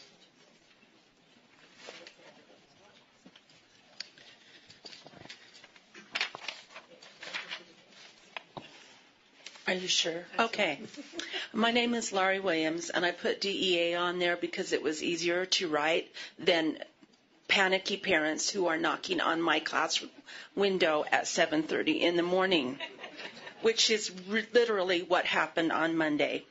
I am a 32-year veteran master teacher currently teaching in Bountiful Elementary in Davis District. My elementary school has an orchestra program. I had 3 sets of parents come to visit me Monday morning at 7:30. What's going to happen next year when my child is in 7th grade? Will they be able to go to orchestra? My superintendent is listening to this in the in the other room, and I said I think that we'll be able to have orchestra, but I just don't see that Davis will give that up. But it's something that's a big concern to me.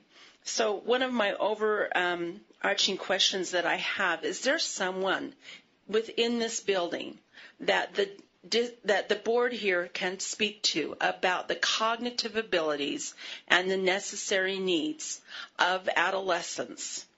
I ask this because there are substantial population differences between those students who do and do not study elective art classes. So here are just a few of the art-related statistics from the hundreds that I have looked at in the last 36 hours. Visual art students have higher levels of school attachment than did their non-visual art peers, resulting in fewer suspensions or days of absenteeism. For emerging adults, former students of the arts were 29% more likely than non-art students to have earned a 4-year degree. Students who study the arts experience more positive developmental benefits from their studies than did non-art students. While I was waiting my turn to speak, I noticed several of you doodling with pens and playing with them like they were fidget spinners.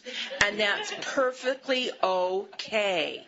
Why do I know this? Because, and I've actually read this in the Applied Cognitive Psychology Journal, psychologist Jackie Andrade has done a study on doodling. And you remember better. And doodling is the very beginning of art. Thank you. Thank you.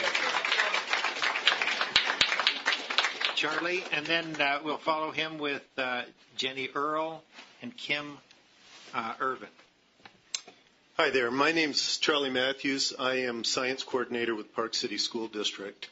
And my job has become very exciting and very adventuresome, and it's thanks to you.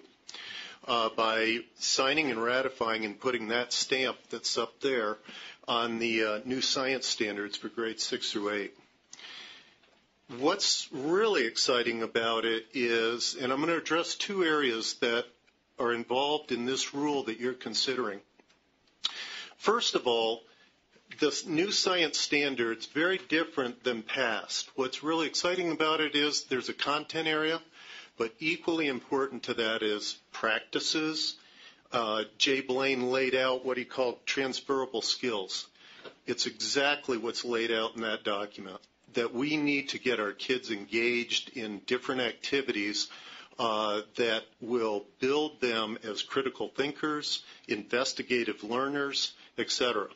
There's a third element also, and it's this linking together, this fiber, that all the areas of learning are connected. It's been fun to develop curriculum, which now brings me to the other area. Just recently, I wrote some curriculum that will be used with our 8th grade teachers with the new standards, and it's with waves and sound. And I have developed this phenomena-based, which, first of all, with the new standards, what we're looking at is phenomena-based science, finding areas where students get excited, that engages them, but they can't figure out the answers immediately. So they go through these investigative processes to try to figure out, just like authentic scientists of the past. So this one area that is waves and sound, I developed this curriculum around music, and the kids investigate with instruments. Well, for a student who has had no exposure to music and instruments, that's probably not going to be a phenomena for them. They may not even be curious. But for that student that has at least had a taste, is going to begin to inquire as to why, when you pull that trombone arm out, why does the note go lower? And each of those areas that they've been able to experience in the arts, they now have the science opportunity. I just end by saying I hope that you will reconsider and move forward as you did with the science standards and say we need the arts, we need comprehensive learning, and just thank you very much. Appreciate it. Thank you. Jenny Earl, followed by Kim. Is this the right seat? Does that work? That's the perfect one. All right. I'd love to be in his class. So, Jenny Earl, I'm from Morgan area, and just a couple of thoughts, comments. So the credits are still required. There's still credit requirements. These classes are not a free-for-all. There are not only are there standards already set, those standards are outlined by you guys. They're gone through a process. Let's see. Let me look down my notes real quick here. I'm not sure too many kids are going to opt for 2 math classes or 2 English classes. At least mine wouldn't. I think 7th and 8th graders are capable of making these kind of decisions, especially with the help of a counselor, especially with the help of other educators, especially with the help of their parents. They are competent. I have 2 of them close to those ages. One's just a little above that, and one's just a little younger, and they are pretty good at telling me what they are interested in and what they're not interested in. I don't see the arts going away. I don't see them going away in my district. There's very passionate people. I don't see the same educators that are passionate here will be passionate on the local level. I love that you're allowing local entities to invest and resolve individual needs and individual needs and things as they rise in their district. That's powerful. It's powerful to resolve issues locally. It's powerful. It's powerful as administrators, as counselors, as parents to be able to advocate for your children instead of just following an outline. You could look on both sides. I've got a daughter who she had to take a piano class. It was either singing, which was not an option for her because she was like, I don't sing, or the piano, which she'd had 3 years of piano. So she ended up during that course actually helping the other students, which you could all say, well, that was probably beneficial for her. Well, actually, it probably wasn't. She could have taken another class. Then you could also argue on the other side. So we could go back and forth all day on that. There's been people that have been benefited. There's also been people that have not been benefited by having to take a course. In the end, I think youth are competent to do this. I believe in them. I think our parents are too, and I think our local entities, our school districts, our administrators, give them the power. Take a couple of years. Let's look at this. And as things come about, as issues arise, then we address that. Thank you. Thank you. Kim Irvin. She spoke during UEA. Okay, thank you. Then let me move on to Julie Metos, and then followed by Steve Hendricks, and then Rhonda Hare. If you could be in that order, please.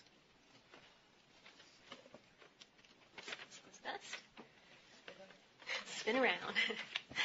Good evening. My name is Julie Meadows. I'm a faculty member in the College of Health at the University of Utah in the Department of Nutrition and Integrative Physiology. My research aims to find ways to prevent the current Utah, United States, and global diabetes and obesity starting in adolescence. So this is the group that I work with. I want to share with you 5 reasons quickly why it's important to have health education and physical education for all middle school students in Utah. First, I want to give you a story from my own life. I think that lots of people have said that they would like to have individual choice, but sometimes we don't know what we're missing.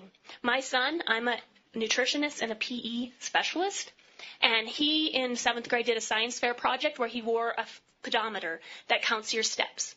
And we were surprised to find that despite being in a very active family, being a soccer player, and playing church basketball, the only time he got the enough required steps was the days that he had PE.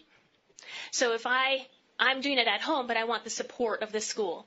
Another example is I'm a nutritionist, and my daughter didn't believe a thing I said about food and nutrition until she heard her health teacher say it. So I like the support of schools in what I'm talking about at home. First of all, your decision to make health and PE optional for middle school students is not evidence-based. There is no research evidence to suggest that kids will do better in other subjects or be more engaged in other subjects that would replace health and PE. In fact, the opposite is true. Quality time spent in PE is shown to improve kids' ability to stay on task in the regular classroom, reduces behavioral problems, and amazingly improves math achievement scores. Further, kids that are involved in PE and health classes are shown to have fewer absences, are less likely to be tardy, and eventually attain a higher level of education.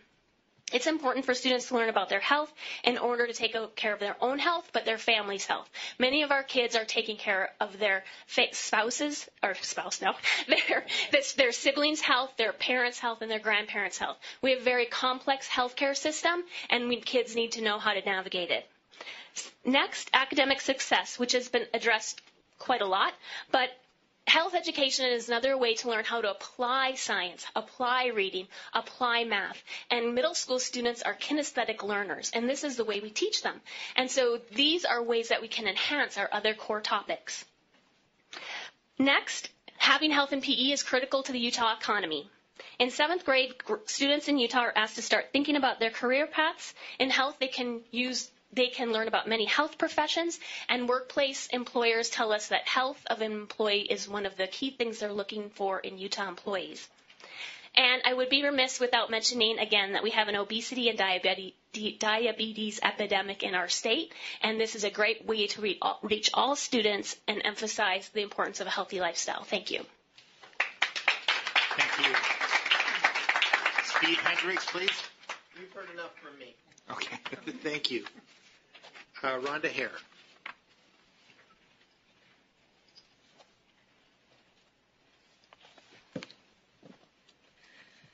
Hi, you've got my name so far. I have so many things I want to say because I want to get it all addressed, and it's just not going to fit in 3 minutes. So I'll do what I can. First of all, we've heard a lot about parents of means and disadvantaged and privileged, things like that. And I want you to know I grew up dirt poor. Now, I'm not that old. So when I tell you what my dad made per year, this wasn't like the 50s. My dad made $12,000 a year in the 80s. I remember him saying he would get more money if he would accept welfare, but he wouldn't, because he did not believe that the only way to get something was for somebody else to provide it for you. So if you want my credentials now, I graduated in elementary education with a music minor. I love learning. I love music. I love the arts. I love hiking. I'm not nearly as fit as I used to be, though. So I grew up on a farm. That's why we were so poor.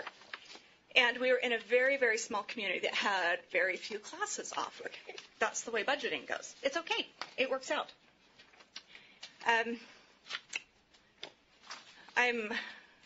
Let's see. Somebody else mentioned the Utah Music Educators Association. I've been involved with them before. I'm a chair for a group called Gathering Families. It's about parent empowerment. And I am here to speak in favor of the rule. I think it's a great thing. I think it does empower families. When we say that these other classes are only for the rich, that assumes that only the rich have resources. Well, I told you I grew up poor. I grew up with piano lessons. I grew up with music lessons. How did we do that at $12,000 a year? We bartered. We traded. I babysat for my aunt in exchange for my sisters getting piano lessons. My mom made batches of granola. She made loaves of bread for our piano teacher earlier, before that. When I wanted voice lessons, we found somebody in my town, which, anybody know where Tabiona is? Teeny town. Okay, 3-block square, about 2 stop signs, no traffic lights. We found a guy in our ward, in our neighborhood there, who had been a member of the Tabernacle Choir. Okay, so he's got a great voice. He knows how to sing. I went to his house and I pulled weeds in his yard every week in exchange for piano lessons. We don't have to have it provided for us. So, in summary, let's not restrict parents. Let's not shackle the parents who are involved out of fear that the ones who aren't as involved won't do what's best for their kids. Everybody has resources, and having things not all the way provided for you helps you become creative in using those and rising above. I'm not making $12,000 a year anymore, but it's not because of how I grew up or what was provided for me. Anyway, thank you. Thank you.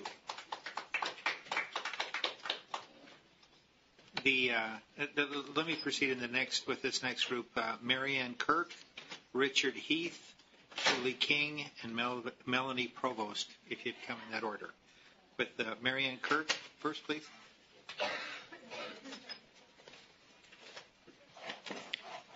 Hi, I'm Marianne Kirk. I'm a staff liaison for the Murray Arts Advisory Board. And I'm also a mother of 5 children and a grandmother of 20 children who have benefited from public education in Utah. As we've discussed this in the Murray Arts Advisory Board, we recognize that you're not eliminating these subjects. They're still there, but we have a very distinct concern that we're sending a mixed message that art experiences are relevant and vital in grades K through 6 and 9 through 12, but not in grades 7 through 8. It just makes no sense.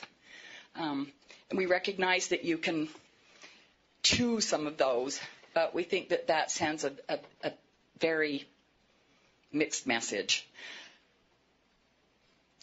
we are also concerned that we are giving priority to local administrators in the name and parents in the name of flexibility over a reasonable baseline of knowledge and skills for all children. And we've taken the time, I particularly have taken the time to look at both state statute, that the state school board is establishing the core standards, and they actually mention the core standards for Utah, the Standards Review Committee, and they list English, mathematics, science, social studies, fine arts, physical education, and health. So why is that there if you're only doing it K through 6 and 9 through 12, and then it's just kind of electives? I mean, you choose some of those, but it's electives in those middle grade 7 and 8. On your own website, it says all students should have the opportunity to experience the fine arts as part of a well-rounded curriculum and complete education. And complete is K through 12. It's not in the middle, it's missing. So we really encourage you to reconsider this and look at that complete education of K through 12, not an optional credits in the middle. Thank you. Thank you. Richard Heath, please, followed by Julie King.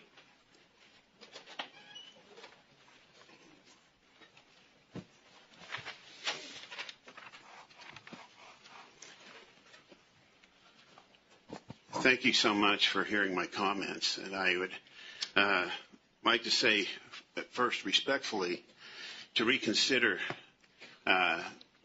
implementing this and give us some more time for more input. Like has been mentioned by my colleagues at UEA. I'm here as a member of the UEA Retired Board of Directors. I also am a retired music educator. I taught 35 years in the junior high school. And when I say that to my friends, I always get sympathetic comments, but I loved it.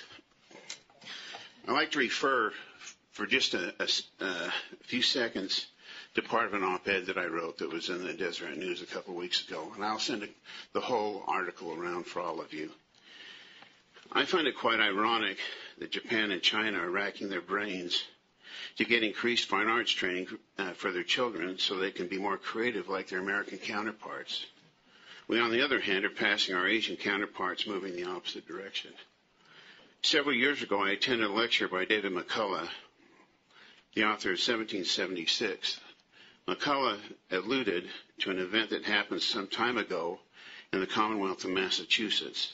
For some reason, probably budgetary, arts programs in their public schools were on the chopping block. Eventually, the issue ended up in the courts, and a judge was left to make the decision as to the fate of arts in the Massachusetts schools.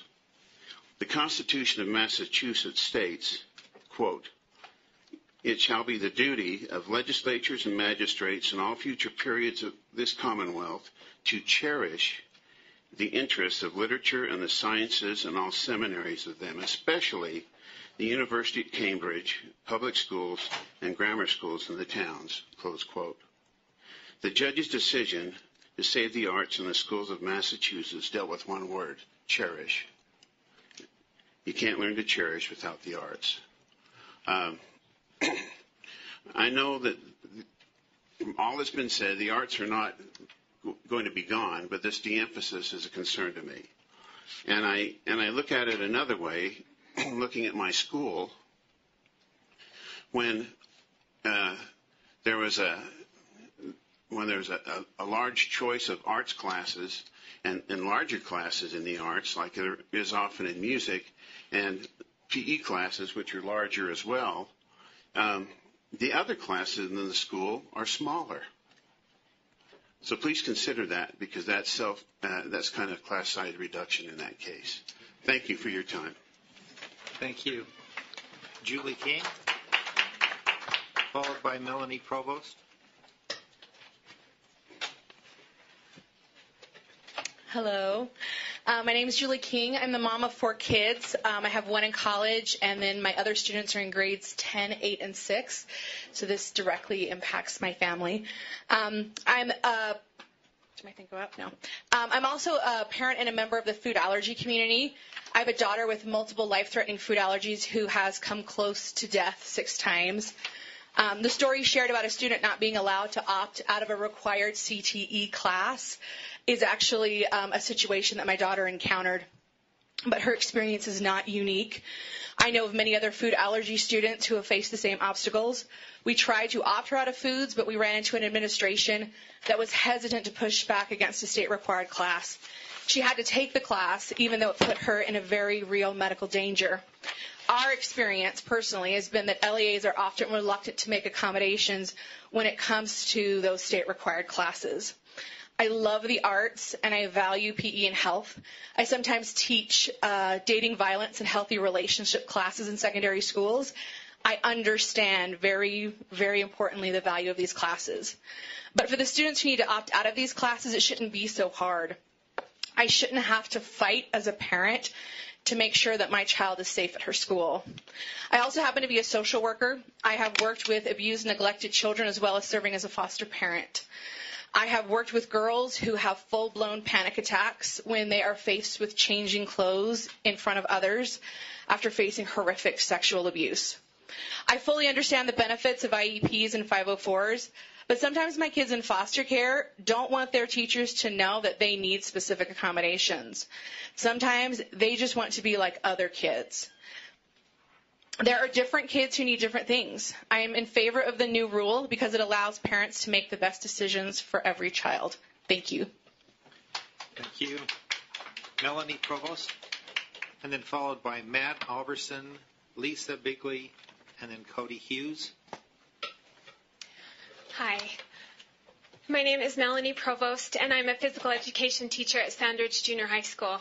I would like to tell you a story about myself. When I entered the doors of T.H. Bell Junior High as a 7th grader years ago, I was 50 pounds overweight. I had poor self-esteem and was very shy. I was required to take a PE class. I went into the class terrified about not being able to perform the skills, and I also worried immensely about what my peers would think of me. I was not excited, to say the least. Surprisingly enough, I found out that I really liked the sport of volleyball. I found out that I was really good at the sport of basketball. I learned that even though I was overweight, I was really strong. I began to gain more confidence and have a lot of fun. I learned that playing sports was also a great way to get in shape. All of my preconceived ideas about PE were changed in that year. All of this I learned as an overweight 7th grader because I was required to take the class. To tell you the end of the story, in 9th grade, I decided to try out for all the school teams. I ended up making them all. I worked really hard and learned from my health class about eating healthy and exercise and how I could lose weight by doing these things together. I lost 50 pounds in 9th grade and changed my life forever. It was then that I made the decision that I was going to be a junior high physical education teacher and hopefully change someone else's life too. I played sports all through high school and ended up receiving a full-ride athletic scholarship to play college volleyball. Even though I love them dearly and they are the greatest people I know, I did not learn all of this from my parents. I learned it from my junior high teachers. Had I not been required to take physical education, health, and college career classes as a 7th grader, my life could have been completely different. In conclusion, if we are talking about teaching to the whole child and focusing on what is best for them, physical education, health, and college career classes cannot be just electives. These kids need all of these classes together to work for their good. We talk about a teacher shortage, and we talk about how we want to retain our certified teachers, especially in the junior highs. And with this action of making these classes electives, you are driving me and other great teachers out of the junior high and forcing us to teach in the high schools. And that is if there is room or space available for us. We are losing sight of what is important. English, math, science, history are all important, of course. But so is physical education, health, and college career classes. They are just as important. They all work together for the good of the student. I can say with confidence that if you had given me the choice back in 2nd grade, I would not have chosen physical education. I had to live it and experience it for myself to know how much I truly loved it. Please don't change things for these kids now. Thank you. Matt Alverson, please.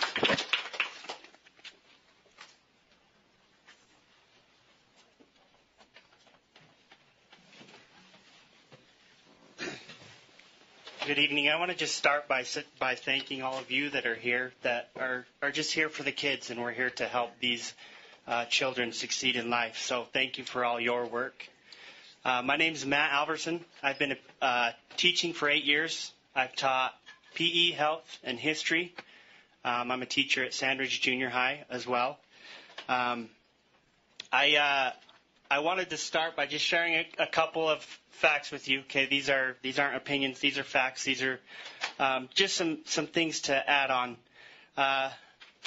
In the next decade, 40 to 45% of children will be insulin dependent. More than 9 million children in the U.S. are obese or overweight. This generation of children's life expectancy is shorter than the previous generation. The United States has 25% of the world's population, yet we consume 75% of the world's prescription pills. That's so scary.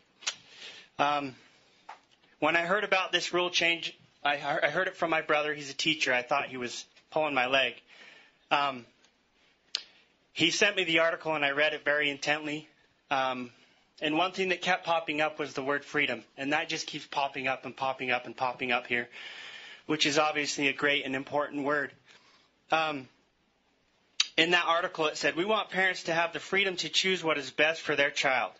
It said, however, in the same article, it talks about how other subjects, such as math, history, English, and science, are still required. So why don't we give the parents the freedom to choose these as well? If we trust them, and it's about that, then we should give them that trust as well, right? So that was kind of concerning to me. In my opinion, I think the reason that this rule is the way it is now is because people value these subjects that are required more than the ones that aren't. Ironically, if we want students to perform well in required subjects, statistics show that they need to be physically active and be able to manage stress in order to be successful in them. Multiple studies show that active kids learn better than inactive kids, and sadly, statistics prove that most kids are not getting the physical activity they need at home. This is why we need to require PE.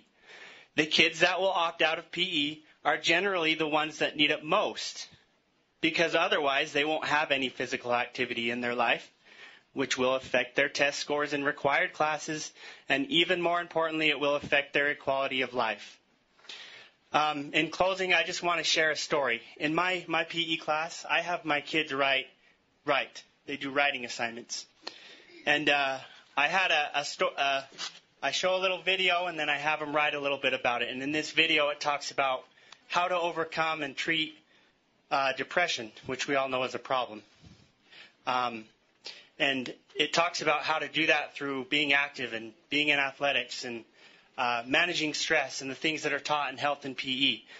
And I was reading one of my kids' papers. This was today, actually, ironically. This was today. And in the paper, she talked about how she was thinking about taking her own life. And so I went to my counselor. Obviously, we talked about how we can help this kid. And now this student is getting help for this obvious issue simply because they were required to take a PE class. Thank you for your time. Thank you, Matt. Lisa Bigley. Lisa? And followed by Cody Hughes, and then Curtis Benjamin and Hannah Janatova. I'm Lisa Begley. I'm currently a PE and health teacher at Sanders Junior High. I think if we don't require health and PE, we're doing these kids a huge disservice. In health, the kids learn how to be a healthy member of society. We teach about physical health, social health, and mental and emotional health, how to form healthy relationships, how to make goals, how to achieve goals, make decisions, deal with stress, proper nutrition, safety precautions, communication skills, how to handle peer pressure, drug and alcohol use and abuse, abusive relationships, and even human sexuality. Without this class, students may not be getting the accurate information or have a safe place to ask questions. These are all items that kids in junior high struggle with on a daily basis. We are teaching life skills that are essential for being a good member of society. Health is required in high school. Health 1 is a foundational class for Health 2, which is required for graduation. So we're not allowing these kids to have the foundation by the time they get to high school. Physical education is a place where kids find their fun and something they can enjoy doing after the semester's over. Find an aspect of fitness they love. Physical education also gives kids a sense of teamwork, hard work, and being able to challenge themselves physically. Without having PE be required, kids may never challenge themselves otherwise and not see the growth within themselves. And we can never move forward. We can never move forward in life if we always are standing still. Thank you. Thank you. Cody Hughes, please. Followed by Curtis Benjamin.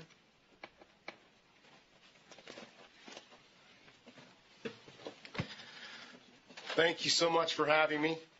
My name is Cody Hughes. I'm a superintendent with Tintic School District, and I know that I'm probably the only superintendent that will speak today, and my comments are a little bit different than my fellow superintendents because of my rural nature, and that's what I'm speaking to today. I have two issues that I'd like to bring up on behalf of this. First of all, introduce myself. I'm not just a superintendent, I'm also a band teacher. I teach 3 classes of band each day, beginning through high school. And it is the best 3 hours of my day. It is not the other part. That being said, I'm not going to be biased towards the band portion of my life. What I need to speak to is really the rural education portion. So as board members and superintendents and deputy superintendents, I want you to consider the fact that the FTE comments that were made by Emery County School District are very much real in my district as well.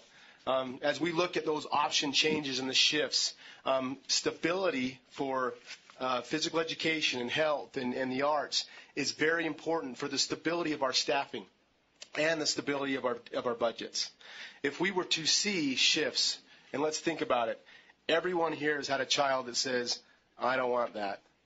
And then the other child, 2 years later, says, I love that. That happens in a school system. And in a rural school system, if a demographic comes through that says, I don't like that, and we lose those teachers or we lose those opportunities, we can't replace them like our counterparts on the Wasatch Front. Though I see that local control, it's a great thing, especially as a superintendent, as a board of education. Local control can create and can build so many different things. The second item that I'll speak to is that of our social and mental health of our children. I have to say that the social and mental health of our students is far and above a more critical time now than ever before. And if you've ever been in a middle school, that's the game right there. That's where it starts, and that's where the challenges and us heading off those challenges can happen. Health education, not necessarily just physical education, but health education is where we can make the greatest impact and prevent student suicide, student abuse, self-harming, the critical things that I've seen from my own students. And that being said, there's been many stories about personal experiences of how they become what they become. And mine is the same story. I was from a very deprived, poor family, single father. He was a miner. His interest was not my education. I went to a local elementary school and then middle school that required music. And I had a teacher that put an old rusty trumpet in my hand, and lo and behold, it paved my way to become a superintendent of a district. That trumpet and that teacher and that requirement opened a door. And it doesn't do that for everybody. And neither will every class, right? But they are big, big items. As a small district, the question I have to ask for the board and the consideration more to chairperson, superintendent, and all board members is local control often means lack of support. I want you to think about that. In the eyes of everybody, it's different. But in my eyes, sometimes local control can refer to a lack of support. In rural education, that is the charge. Everybody that will speak to us tonight, and I'll just close with this, everybody that will speak to us tonight is a research-based person, whether they're for or against. And I don't want to say that I'm for or against as much as research-based is what matters. These mothers and these educators and these leaders and these organizations, they've done their research and they're passionate about it. I would urge the state board to do the same, research-based. And then, and there will be no argument, or there could be very little. There will always be an argument, right? But in closing, research-based makes the best choices at hand. And I'm confident that with research and with our decisions based on that, you'll sleep well at night, and so will most everybody else. And I will say that no matter what your decision is, as a superintendent of a rural district in our state, I'll support you. Thank you. Thank you very much. Curtis Benjamin, please. Followed by Hannah Janatova. Thank you, Board, for being here tonight at this advancing hour. I'm Kurt Benjamin. I represent the teachers, member teachers of Northern Utah, UEA, Northern Utah UNISERV, and also the kid that's in my house and a daughter that teaches at Mountain Crest. And so I think as a former debate teacher, I think there's always an argument, actually. And tonight, I don't think local control or freedom, those... Oops, I lost the sound. There you go. Okay. Don't touch it. I think, I think the synonym for that would be agency, right? And I don't think agency's been abandoned here tonight by those that oppose the rule. I think instead what you've been seeing is that it's expressed in the social agreement that bodies like you make decisions on behalf of those of us that elect you. We place in you our trust and wisdom of the whole to make a decision on behalf of our kids. I think the superintendent prior to me just kind of made a case for that. Look into this, study it, give it due course as you are tonight. With regard to the unit requirement, I just want to say the vernacular we have for that is seat time, right? And that implies that just one part of the body is involved there. Actually, attendance equals discussion, projects, collaboration, minds we can engage for mouths to express critical thinking, hearts we can heal, hearing another student's poem, hands that can mold and hold what we make together in a classroom. And so consider that as well. I think we need to, what do we mean by mastery? What do we mean by competency? How broad or narrow does that look? And can that be expressed on a piece of paper? Can that be expressed in when we clip out of something, right? So take a look at that as you go forward. And with regard to the specific subjects not being required, I think the basic requirement ensures that we have them as at least placeholders in some of these smaller districts, right? And that we can adjust or waive. We have that power. That's available when special needs arise. I moved with my 14-year-old from Richfield, where I taught high school and coached cross-country and track and debate, as I mentioned, and we moved to Logan to take this new position. I wouldn't have wanted that to mean the standards were lowered or that he would now have to meet new district criteria and maybe jeopardize graduation because they would be different in different places. Because the arts were prioritized. Music, he discovered, and music in particular, he discovered a love for marching band. That's been mentioned a lot tonight. I don't know what that's all about. But that move is not something that he just survived. It's an experience in which he thrived. And it was because that requirement was already in place in the middle schools, and he was able to take advantage of it. I thank you for your time. Thank you. Hannah, would you come? And then let's follow her with Shondell Smith, and then Lewis Gravitt, John Robinson, and then Matt Sinsel, please. Good evening. My name is Hannah Janatova, and I'm here in the capacity as representative for the Utah Teachers Music Association. And I was wondering if I could request sufficient time to read this statement. It may be more than 2 minutes, but less than 5. Well, if you'd like to submit that in a written form, we'd be glad to do it. But please, if you would summarize it for us, Okay. that would be terrific. Fabulous. Thank you.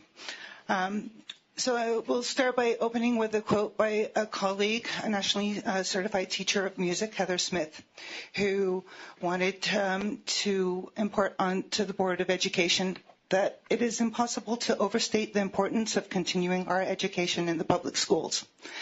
Education in the arts increases the potential for students to understand themselves and to change how they see the world, thereby bolstering community pride and celebrating cultural differences. The arts serve to bridge cultural, ethnic, and racial boundaries. The arts heal. The arts unite students and communities. The arts save lives. The arts do not exist in a vacuum. They influence students' academic performance, self-esteem, relations, and interpersonal skills, and even enhance brain function. 7th and 8th graders are developmentally at an age where artistic pursuits, physical activity, and health education can be of most benefit. As young adolescents become independent, they need programs which encourage them to make healthy choices and develop habits that lead to emotional and physical well-being. Many of the identified problems within our society, substance and drug abuse, mental health issues, teenage suicide, eating disorders, obesity, etc., are directly or indirectly addressed by classes in health, physical education, and the arts. It seems short-sighted to cut programs designed to improve quality of life because of budget constraints, when the cost of cutting these programs may be much higher over the lifetime. Schools are in the ideal place for students to be exposed to all facets of learning, including music, which form the fabric of human culture alongside science, math, and literature. Those fields do not exist in isolation from each other, but enhance each other.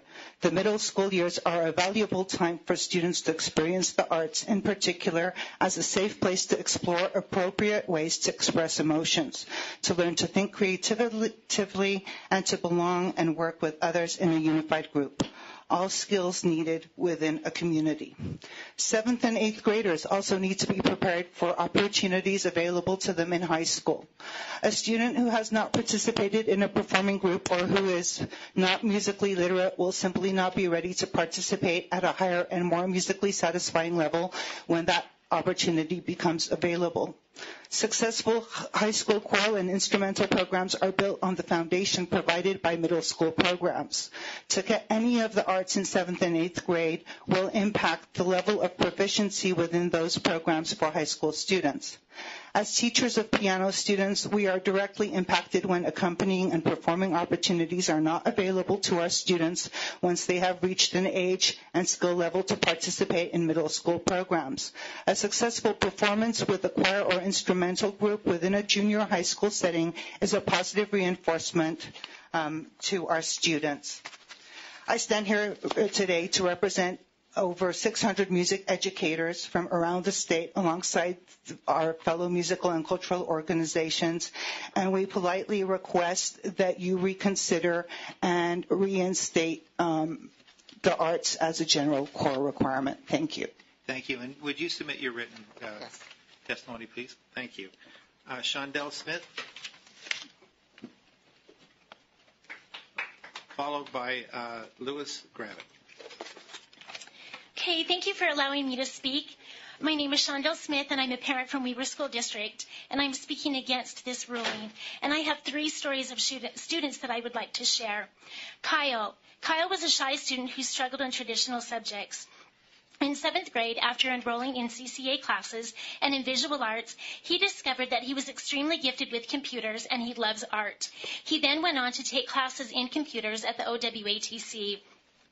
Kyle currently has a fantastic job with a high-tech firm in California where he designs art with 3D printers. It is a fact that CCA classes teach students skills needed for employment. Story number 2, McLean. While in middle school, McLean needed an art credit. And after much persuasion, he finally agreed to take choir. He learned that he loved it, and he is very talented in singing. He enrolled in choir the remaining 5 years through secondary school. McLean even sacrificed playing on the high school baseball team so he could be in the school's musicals. Last spring, he had one of the starring roles in the high school's performance of Les Mis. He has also been offered a full-ride scholarship in music. It is a fact that choir teaches students how to experience a more well-rounded life. The third story is McKenna. McKenna is my daughter, and so please excuse me for my emotion. In 8th grade, she enrolled in health, where the teacher addressed the topics of mental illness and suicide. My own daughter struggles with both of these, and I am personally grateful for the knowledge and the skills that she learned in health from a trained health educator. And I am grateful that she is alive today. It is a fact that health teaches students the importance of taking care of their bodies, mentally, emotionally, and physically. I believe it is vital that we require middle school students to take health, PE, the arts, and CCA classes. Why teach them just English, science, math, and history? Isn't health important? Yes. With suicide rates skyrocketing, do we really want to convince our students that health isn't required? No. Aren't life skills in CCA vital? Yes. In our fast-paced technological world, do we really want to send the message that CCA is optional? No. Isn't physical exercise essential? Yes. With increasing youth obesity rates, do we really want to say that PE isn't necessary? No. I live in Roy, which is considered to be inner city for Weber School District. Not every parent in my community will encourage his or her child to enroll in these courses that we are now saying is optional. And I believe that many 7th and 8th graders don't know enough about themselves, about life, and about what classes to take and what talents they possess unless they are given more education through these opportunities. I believe that our children are our future, and we need to give them every opportunity to take these life-changing classes and become well-rounded. I strongly encourage you to reconsider your ruling. Thank you. Thank you. Lewis? Lois. Oh, I am so sorry. I'll count that up to your handwriting. Oh. Not to my illiteracy. Thank you. Yes, my name is Lois Gravitt, and I appreciate and concur with all the excellent points that have been made in opposition to the changes in this rule. And I would just like to add some thoughts by talking briefly about an undergraduate college education, which is designed to be a broad-based education. It's true that people choose majors and minors, and they have to complete requirements in those areas, but they also need to complete general education requirements in a variety of subjects. Back when I was in college, I came across a few people who very much resented having to take anything that was outside the very narrow focus that they had chosen for themselves. But I found that the general education classes that I had helped me in my majors. They helped me to be more creative. They helped me to be better informed. They helped me to be more resourceful. My two majors were art and English, and both of those subjects I felt like I was always having to come up with fresh ideas. And I found that the more broad my education was, the more I was able to come up with ideas. Probably one of my favorite design ideas came in a biology class. I realized that college is a choice, and nevertheless, when we choose to go to college, we also are subjected to a lot of different kinds of classes. And so if we are requiring college students to do that, why are we saying that 7th and 8th graders should not be required to take these other classes, to have this broad exposure? If there are college students who would opt out of a lot of these requirements if they could, why are we saying that young teenagers have the wisdom to know that these classes aren't going to be helpful to them? I think that they're at an age where they don't really have the wisdom to know exactly what kind of benefits these are going to be, as many of these examples have shown. And I think it benefits us as a society to have people that are broadly educated. Thank you. Thank you, Laura. John Robinson, followed by Matt Sinsel.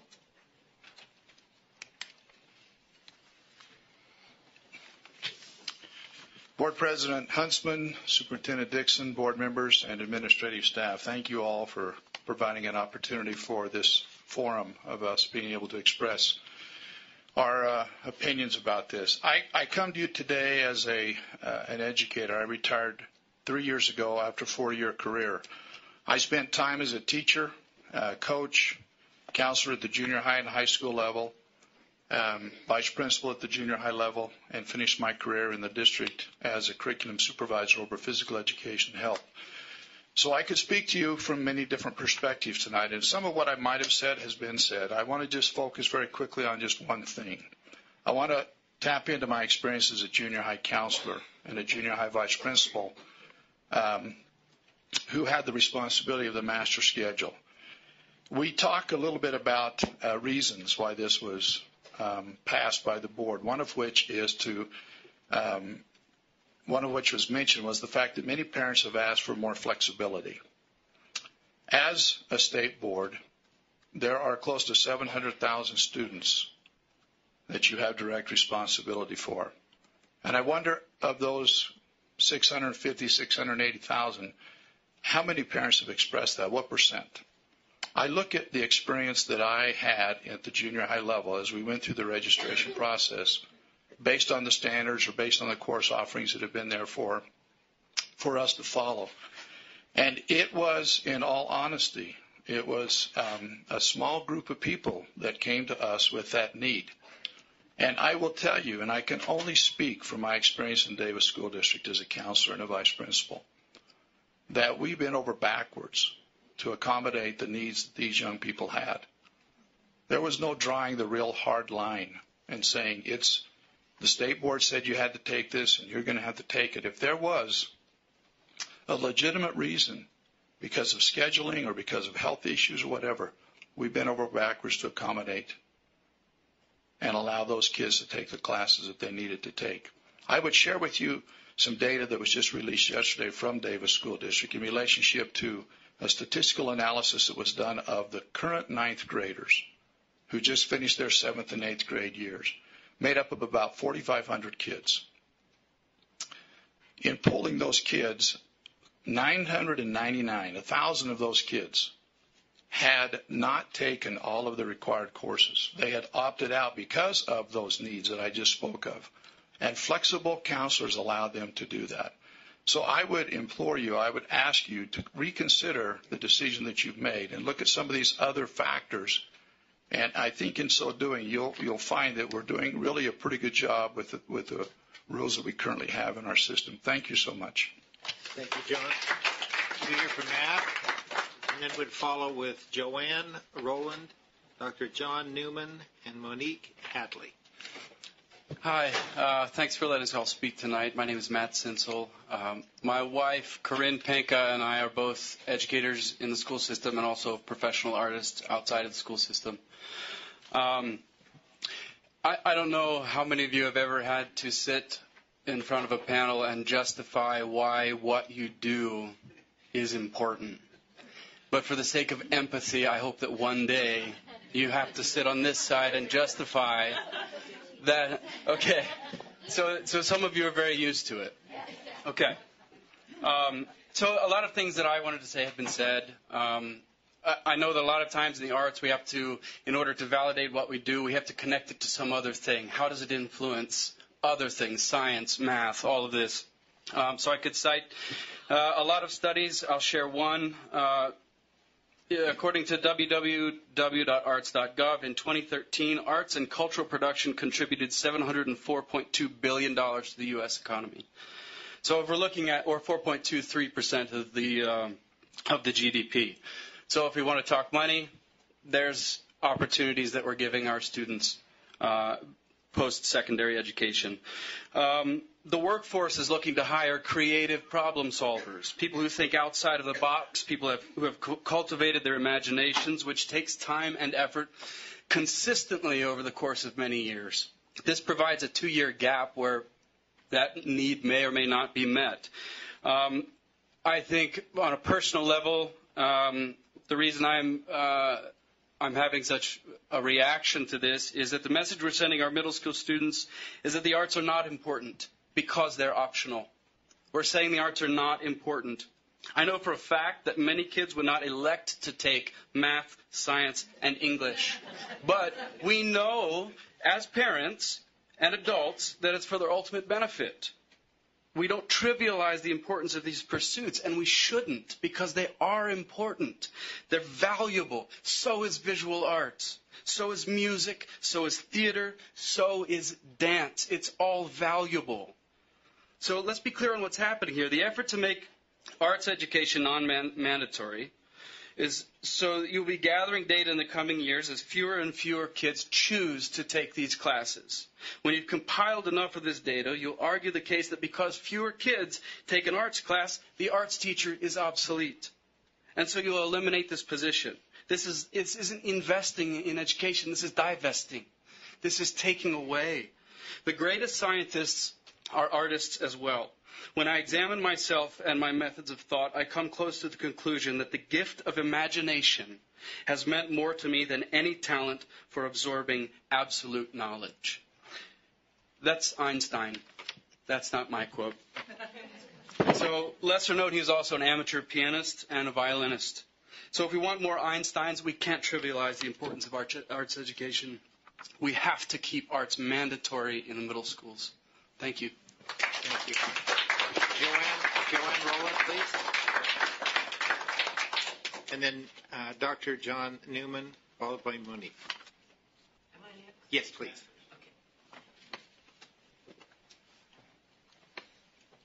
I'm Joanne Rowland.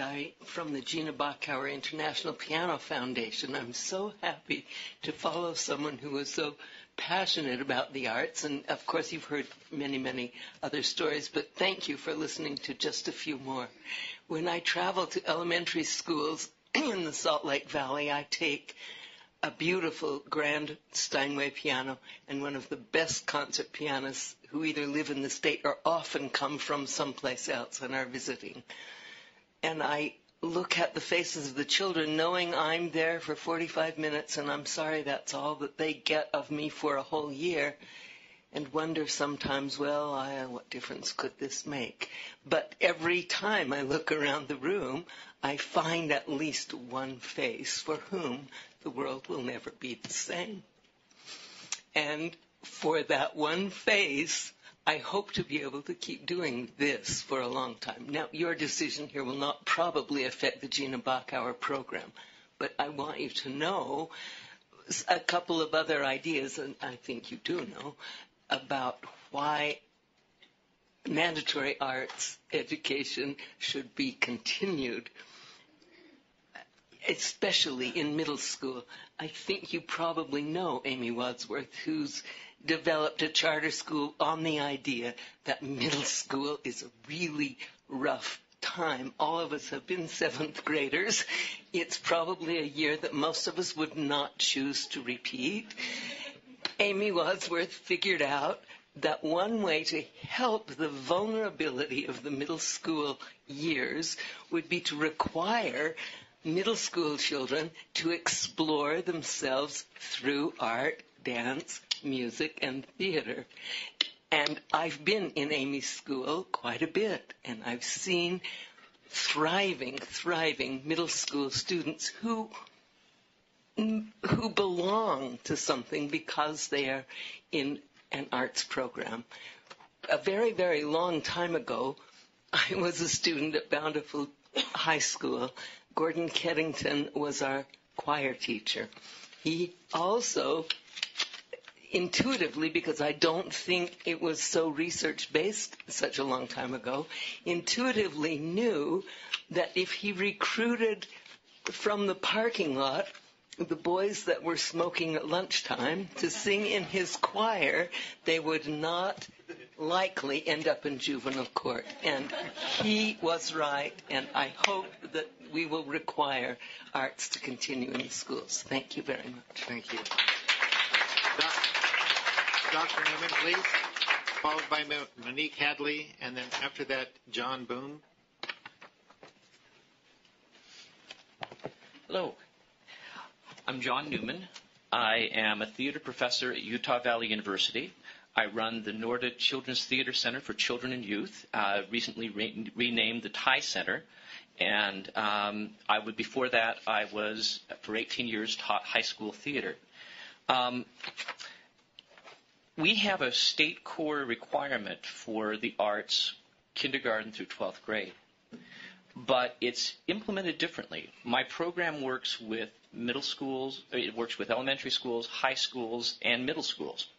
In the high schools, almost every high school in this state has a theater program because of the 1.5 fine arts requirement that all high school students have to take. That's very different than the situation in the elementary schools. It is a core subject, and yet it gets squeezed out because of pressures for reading, writing, and mathematics.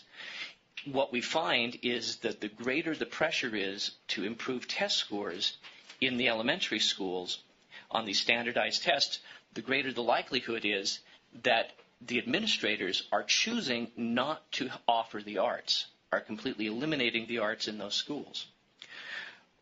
I believe that the middle schools' arts programs are at a crossroads. The question, we've talked a lot about choice this evening.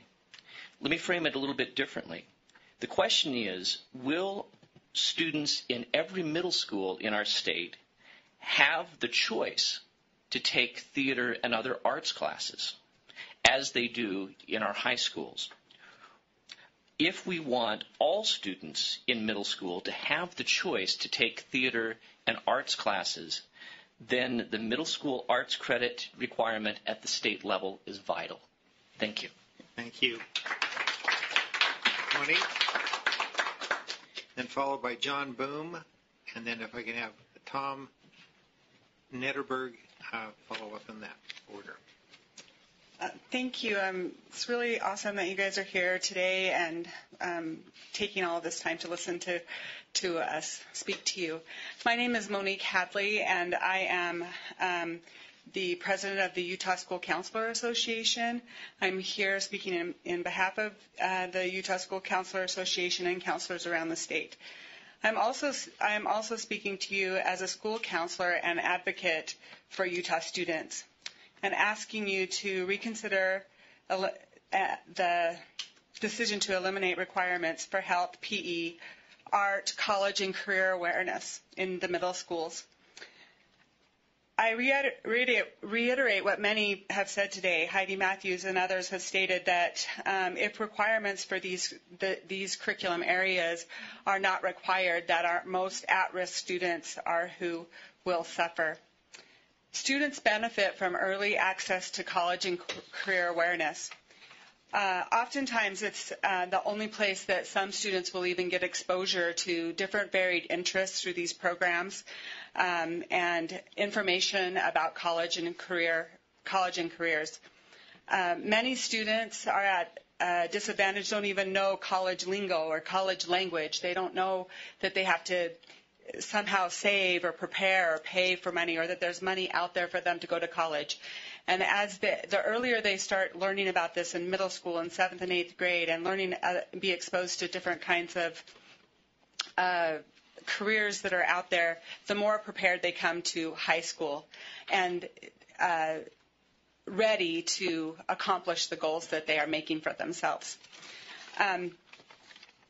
I also wanted to talk about health, because good health, both physical and mental, leads to academic success and stronger communities. Death by suicide is the second leading cause of death in children in Utah ages 10 to 18. Sorry. Rates for suicide rates for children ages 10 to 18 is rising in Utah. It's at its most high last year, and we're already on track to exceed the number of deaths by suicides for that age group this year. That is not a record that we want to have. For many students, health is the first place that they learn about social and emotional health and suicide prevention. Many students that I see are referred by their wonderful health teachers, or learn that they can get help even from their counselors for these issues and come and visit me.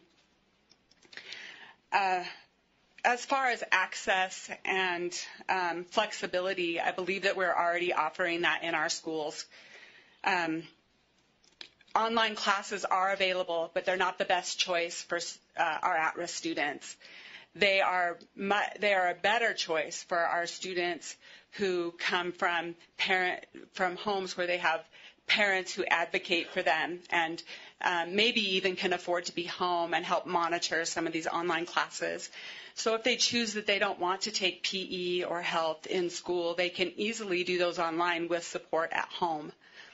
Whereas students who don't have a lot of support at home are not going to choose or have the support or means to be able to take these courses online if it leads to school districts eliminating them altogether. In conclusion, I would just like to say and ask that you reconsider this ruling. Thank you. Thank you. John Boone, followed by Tom Nedreberg. Honored dignitaries, members of the audience, thank you for inviting me here and letting me speak. My name is John Boom. I am a middle school science teacher. I represent the very demographic that this bill is going to affect.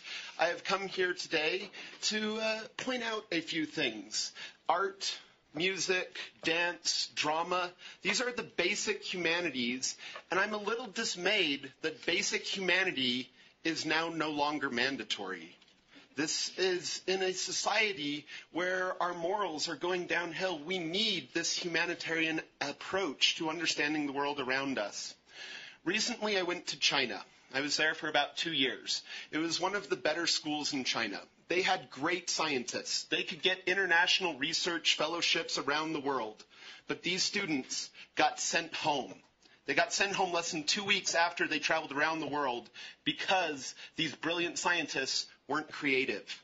They weren't able to think imaginatively. They weren't able to see the world in new ways. We all know that if something is not required, it is not going to be taught. I had a senior English teacher demonstrate this. She gave us an essay that was completely optional. It would help us out. It would improve us for the AP test. She would grade it. She would give us feedback.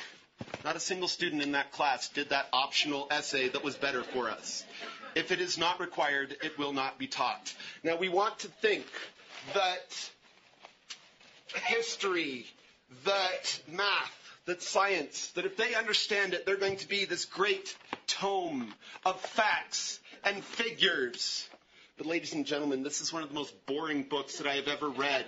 I tell you, the success of the Hubble Space Telescope is because of its visceral, visually appealing, artistic images of the universe. When you study the science of the world around us, the latest theories are that the energy, the molecules, are vibrations of strings, atoms vibrating in harmonies, and yet we're going to take music out of what is required. How can you understand the sciences if you do not have the humanities? I have brought with me several of my textbooks from college. These are advanced textbooks in the very science fields that are representing STEM, the ones that this trend is toward. Here I have a book on thermodynamics for geologists. I open it to a page, and what do I see? I see a chart. I see a graph. I see expressions of art and beauty. I see in a chemistry book, I see atomic sculptures representing the smallest scales of the universe. I see in my engineering design book great ideas, artistic drawings. I see diagrams that help illustrate points. If you take out the arts and sciences, what will our future textbooks look like. Ladies and gentlemen, we need to have the arts, the musics, theater, drama. This needs to be a fundamental, integral part of our core curriculum. Thank you, ladies and gentlemen. Tom Niederberg, please. Then followed by Joanne Brings.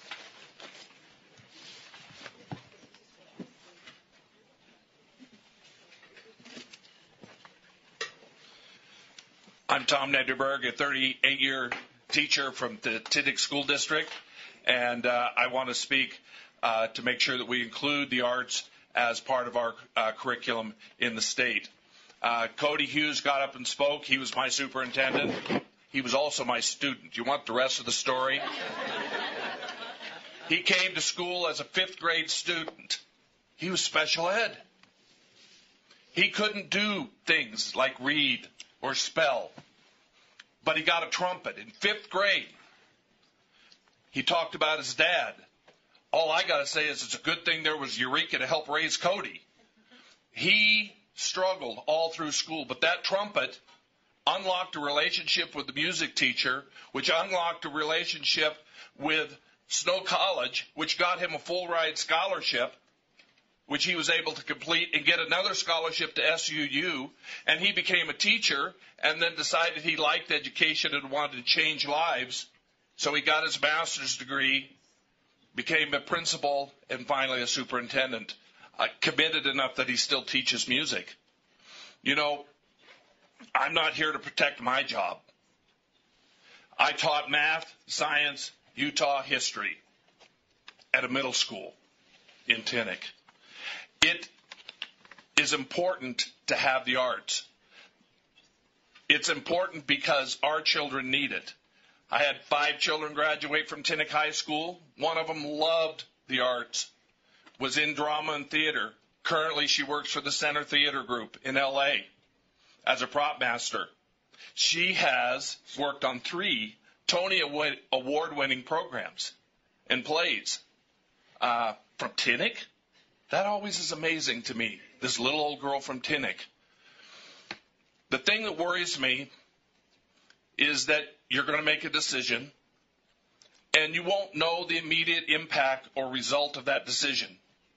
10 years from now, there could be 2 conversations. 1, they're happy that the arts are there, or 2, somebody can say, I have a great idea. We don't have enough students in such and such a program. Why don't we combine it? Or why don't we do away with it? What I really worry about is that 38 years from now, someone will say, I remember a time when we had music and theater and arts, and we don't have it now. I urge you to keep this standard in the curriculum. Thank you. Thank you. Joanne Brings, and then may follow up. Can she be followed up by Marianne Sanchez and then Eduardo Trujillo? Joanne?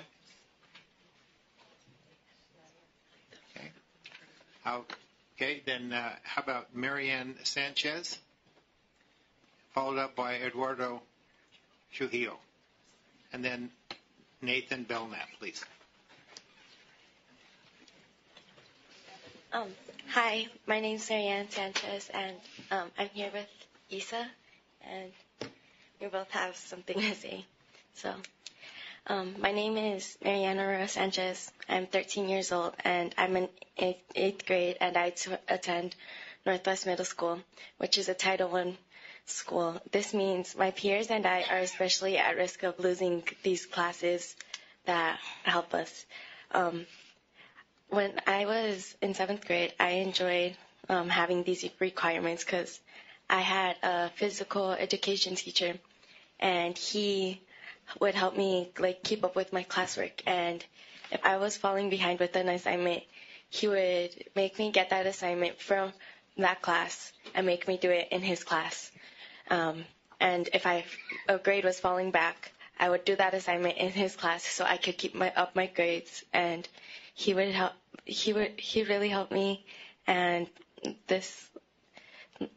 taking away these if we restrict these things, our school might be at risk of losing it and not have, taking away a teacher who really helped me succeed last year wouldn't be as great because he's also helping other students that also have the same things that need to be done.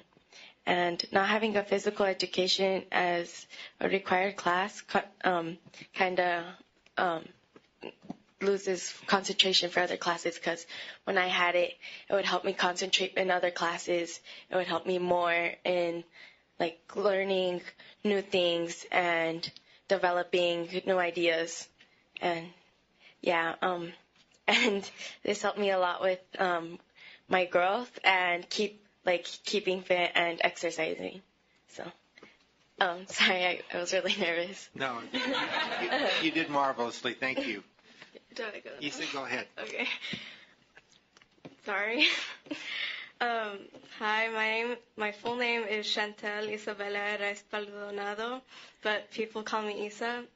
I'm 13 years old and in 8th grade, and I attend Northwest Middle School. I want to be able to think outside of the box when I'm in school. I won't be able to do that if I have the risk of losing classes. I love to learn more about the world around me. I attend a Title I school. This means that the teachers that teach art and health are at risk of losing their jobs because the school may not have enough money to pay the teachers that teach us.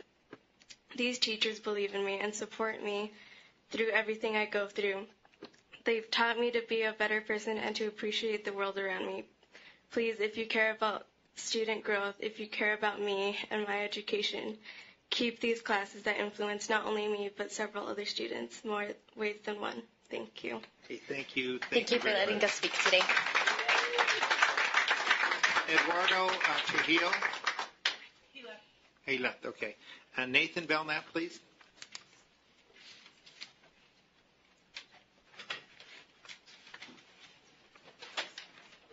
Nathan. Then we'll move on to Brad Assay, and then Catherine, is it Prattler, and then Julie Tanner. Thank you. It's good to be with you tonight. Brad Assay, President, American Federation of Teachers of Utah. And speaking on behalf of our union, we would ask the board to please reconsider this rule and let's keep those requirements in. I don't often do this, but I want to speak to you as my past life is a junior high school art teacher. I taught in the Ogden City School District for 18 years in one of the highest impacted schools in the state, 95% poverty rate, free and reduced lunch. Jaime entered my classroom in 7th grade. Didn't want to take an art class. This young man had a lot of struggles. Great kid.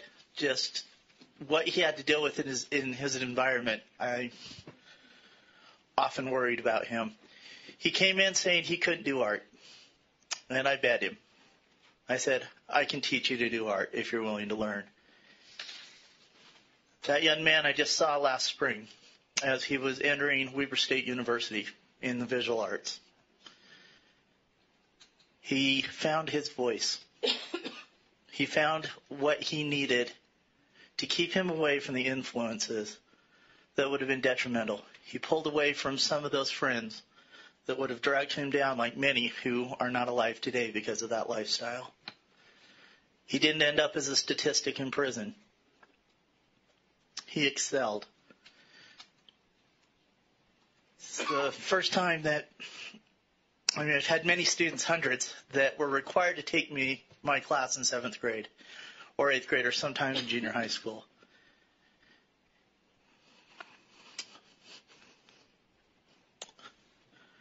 The young man told me, you're the reason why I'm alive. It was me walking into class and you telling me that I can do this when I didn't want to do it. Please do not take these people's voices, these children's voices. This is the only chance that they can have sometime, especially when they come from the situations that Jaime came from, where they find success, where they have hope. It's great. These programs are so beneficial to intergenerational poverty in these schools where they're so needed. Jaime couldn't take private art lessons. He couldn't afford it. His parents couldn't afford it. The only chance that they had to excel was when they came into these classes. And I watched them over and over become something because of these programs. So personally, not as a union president, but as a teacher of kids, please give them the chance and let them have a voice. Thanks. Thank you, Brett. Catherine, is it Prowler? Catherine? Thank you. I'm sorry if I butchered your last name. My eyes are weak. Yeah, you can blame my handwriting. Thank you. I'm Catherine. I'm Catherine Prater. I teach problem solving, collaboration, and the learning process. I happen to use dance to do it. And I happen to do it in a junior high that is in the 3rd year of the turnaround process. And I can tell you that when you do not require PE, health, and arts, it's not going to be, well, it might get cut. It will get cut. Because my students are now double blocked into math, science, and English, have less elective choices, and cannot take an extra art class when they choose to, because they are taking double blocked core classes, and it has had little effect on their test scores. So this rule is going to affect those students that are the most at risk. And it is my classes and health and PE that motivate them to still come to school and to work in their core classes. And if my class is cut because it's no longer required and they are going to be taking triple blocked math and English, they will shut down and will fail. So I really ask you on behalf of my students, who when they heard of this rule were extremely distressed because they were worried they were going to lose their choice in their classes, that you reverse your decision. Thank you. Thank you, Catherine. Julie Tanner, please. Julie Tanner. Carol Moss.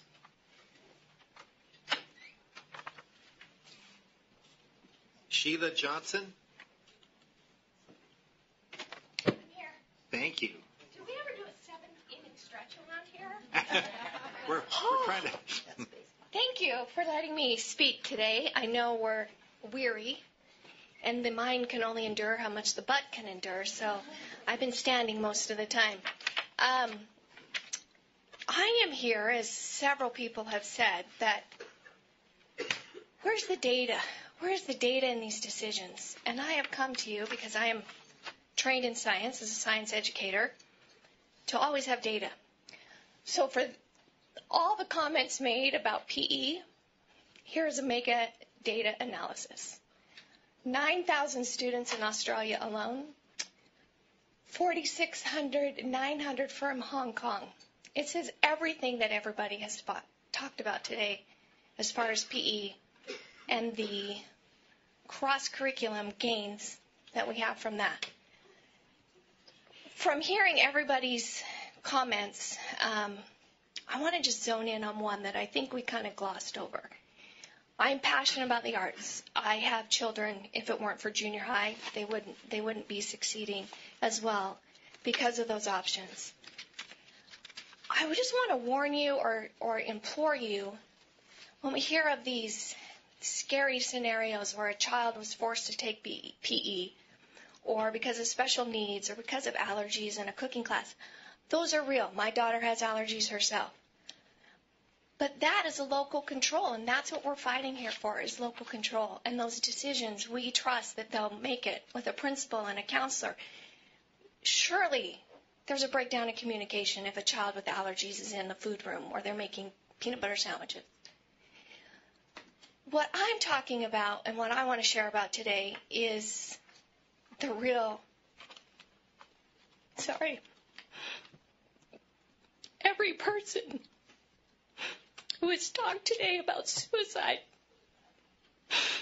has gotten emotional. And I dare say that if we don't address this, we are culpable and we can be held liable for what is happening to our youth. The woman spoke about us having the second highest. We are now the first. The number one cause of death in this state is suicide for ages 12 through 17. Gonorrhea, STDs, teenage pregnancy, all of those rates. Gonorrhea, they had 200 cases 5 years ago. They now have 1,000. If our children are not healthy physically, they will not even be able to attend school to receive all these benefits that we're talking about. Why?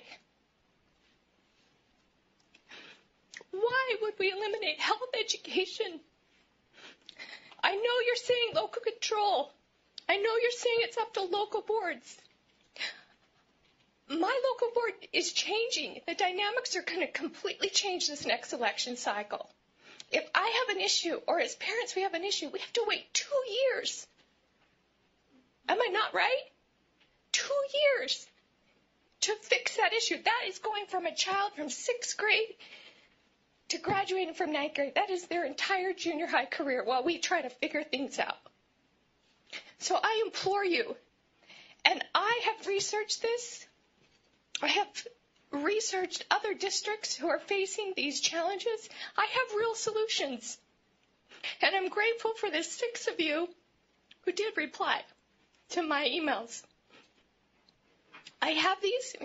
You can take them, but we must address this. And 2 credits of health education, in my opinion, is not enough. And now we want to make it optional. It's not robust. I heard a comment close in this vicinity that health education is a joke and it's not important and they can get it in high school. How can we say that? I'll give you an example, just like everyone else has. In class 1 week ago, I shared my story to my students of overcoming a really horrendous year. I was on medical leave. I spent 30 days in the hospital. I have struggled with depression my whole life, postpartum.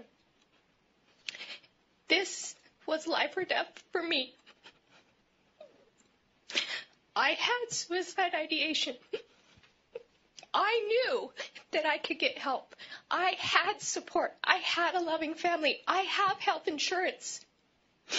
I got the help that I needed, and I'm back in the classroom today. I shared this with my students. 1/5 of my students came up after class and took my suicide hotline card. 1/5. That is 15 of my 60 students that I shared this with in my leadership 7 Habits for Effective Teens. We can talk about all these other things. We must make our health education robust. We must make it so parents and others don't think that it's okay to skip it until they get in high school. They will not make it to high school. Please use the data, make a good decision, and rethink this. Yeah, thank you, Sheila. If you'll submit those and Thank pass you those so over, much. we'll receive those. Thank you very much. Chase Clyde, please. Chase. PJ Smalley.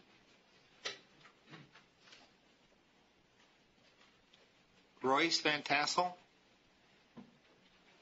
and then Eddie Barrest. Thank you, Eddie.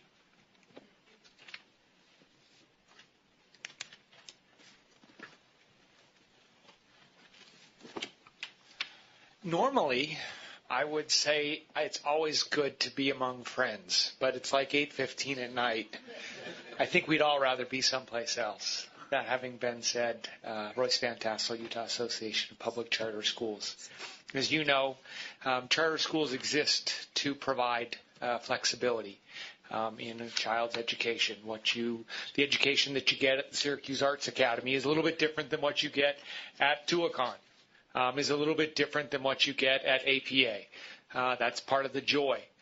We've heard a lot of compelling arguments, I think both for and against changes to the requirements. I am confident that those arguments, both for and against, will be equally compelling made to the local governing board, whether that is a district governing board or a charter governing board. And so it seems the optimal solution is to let those arguments be made to the people who bear the greatest responsibility for the outcomes of those decisions, the local governing boards. Parents, children will decide we're going to go to this school because they're going to provide arts education, and we're not going to go to this one because they're not going to provide arts education or health education or whatever that may be. But they bear the responsibility for that. That's true at a district. It's true at a charter school. And uniting the responsibility for those decisions with the consequences of those decisions is, in nearly every case, the ideal policy.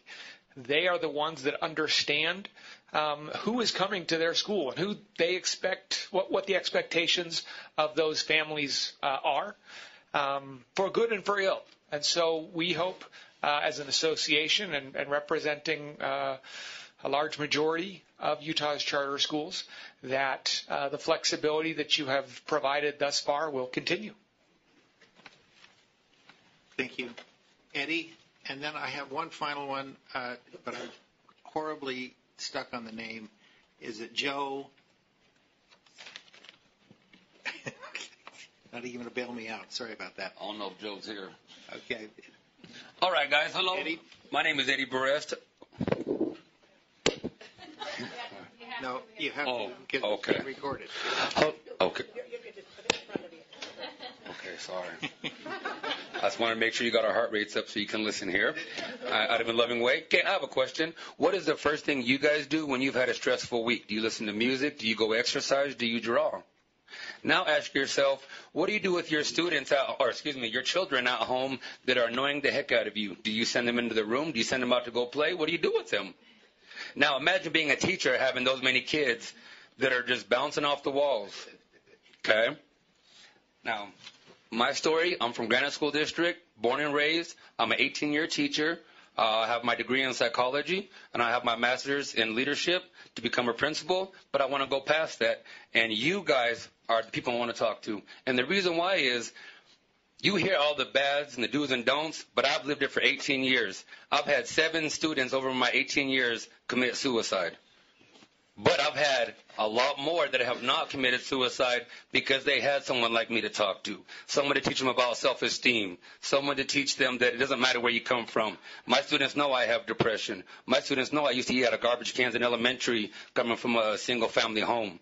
It doesn't matter where you come from. It matters what you do with it. And if you don't give our kids opportunity to get some outlet, some creativity, we're going to be having issues in the state prison and everything else.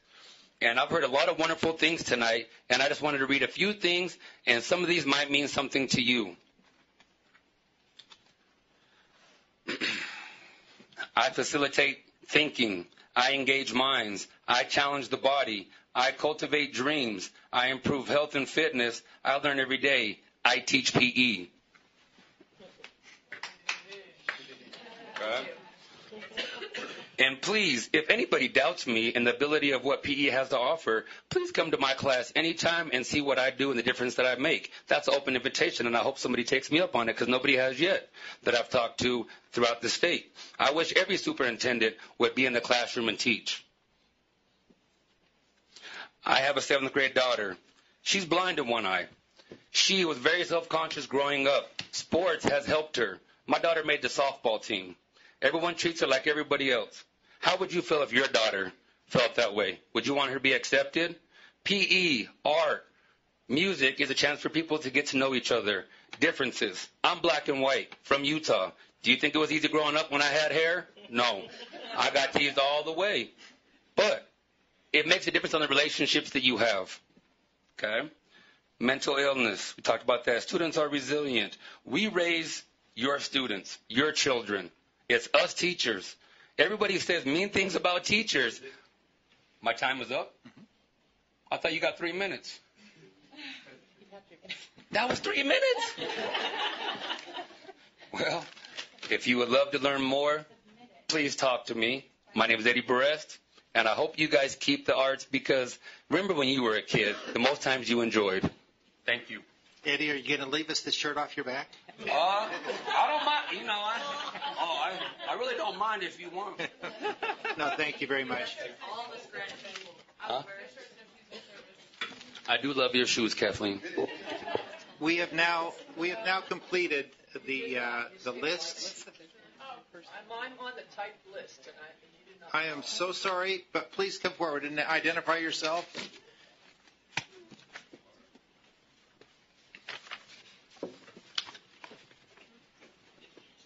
My name's Kathleen Kaufman, and I'm speaking for the Utah Nurses Association tonight. And we have a statement I'll simply read to save time.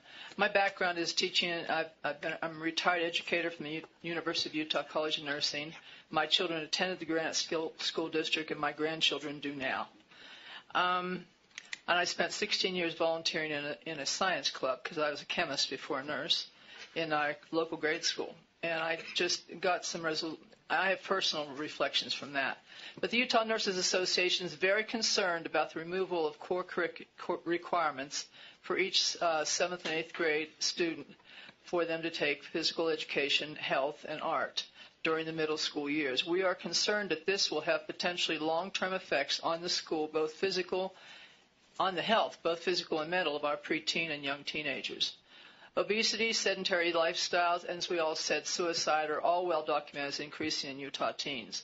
If local school boards choose to eliminate the possibility of taking these classes, this will deny a certain part of the school population from key aspects of their growth and help for problems that they may have. And local school boards could quite easily refuse to fund the staff needed to teach these suddenly optional classes. And this did happen when my son was in middle school. It was the beginning of the era when they phased out shop classes. He was a mediocre student at best, quite honestly. And when he took shop, it turned him on fire to every other class that he took. He became a good student, a strong student. Today he designs and builds acoustic guitars and works as a library consultant on the computer. So, I mean, his life turned out well, but part of it was because a teacher grabbed his interest with a class that has now, to my knowledge, been mostly discontinued from the middle schools. For some schools, physical activity and for some students, a physical activity in a PE class may be the only activity they participate in, and some students need this activity to burn off their excess energy from sitting all day, which we all can identify with. Some students need to experiment with the arts before they find their niche in life. Not all students have a rich cultural home life to depend on when exploring the arts. Most importantly, in the view of the Utah Nurses Association, is that eliminating required health classes in the middle school years does not prepare students to be properly prepared for instruction in grades 9 through 12, which is the aim according to your rule. In looking at the high school requirements, which I admit I'm not conversant with the rule as much as everybody in this room is, in looking at the high school requirements, a student could elect to never take a health class beyond the 6th grade.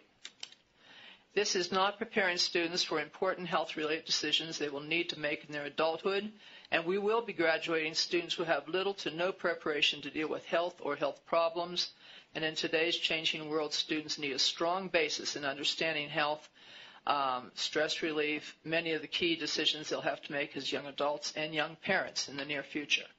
The Utah Nurses Association strongly opposes these changes in the middle school education requirements. Catherine, thank you. Has there been anyone else that I've overlooked that wanted to testify or provide? Can I say any more? We already saw your shirt, Eddie, so we're good. Next time. Okay. Thank you. At this time, we will conclude this portion of the public hearing. The board appreciates the public's input on this issue. With the aid of the board staff, I will undertake the assembly of a complete hearing record for the board, which will be provided to the board for its consideration prior to its next board meeting. I want to remind you that the public has the opportunity to provide written comment to the board's for the board's consideration.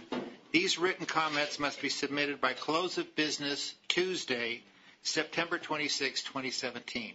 You can do that either by mailing them, you can bring them here over to the office, or you can also submit them online.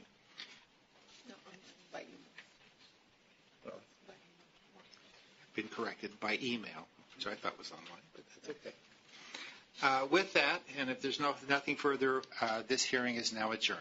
Thank you.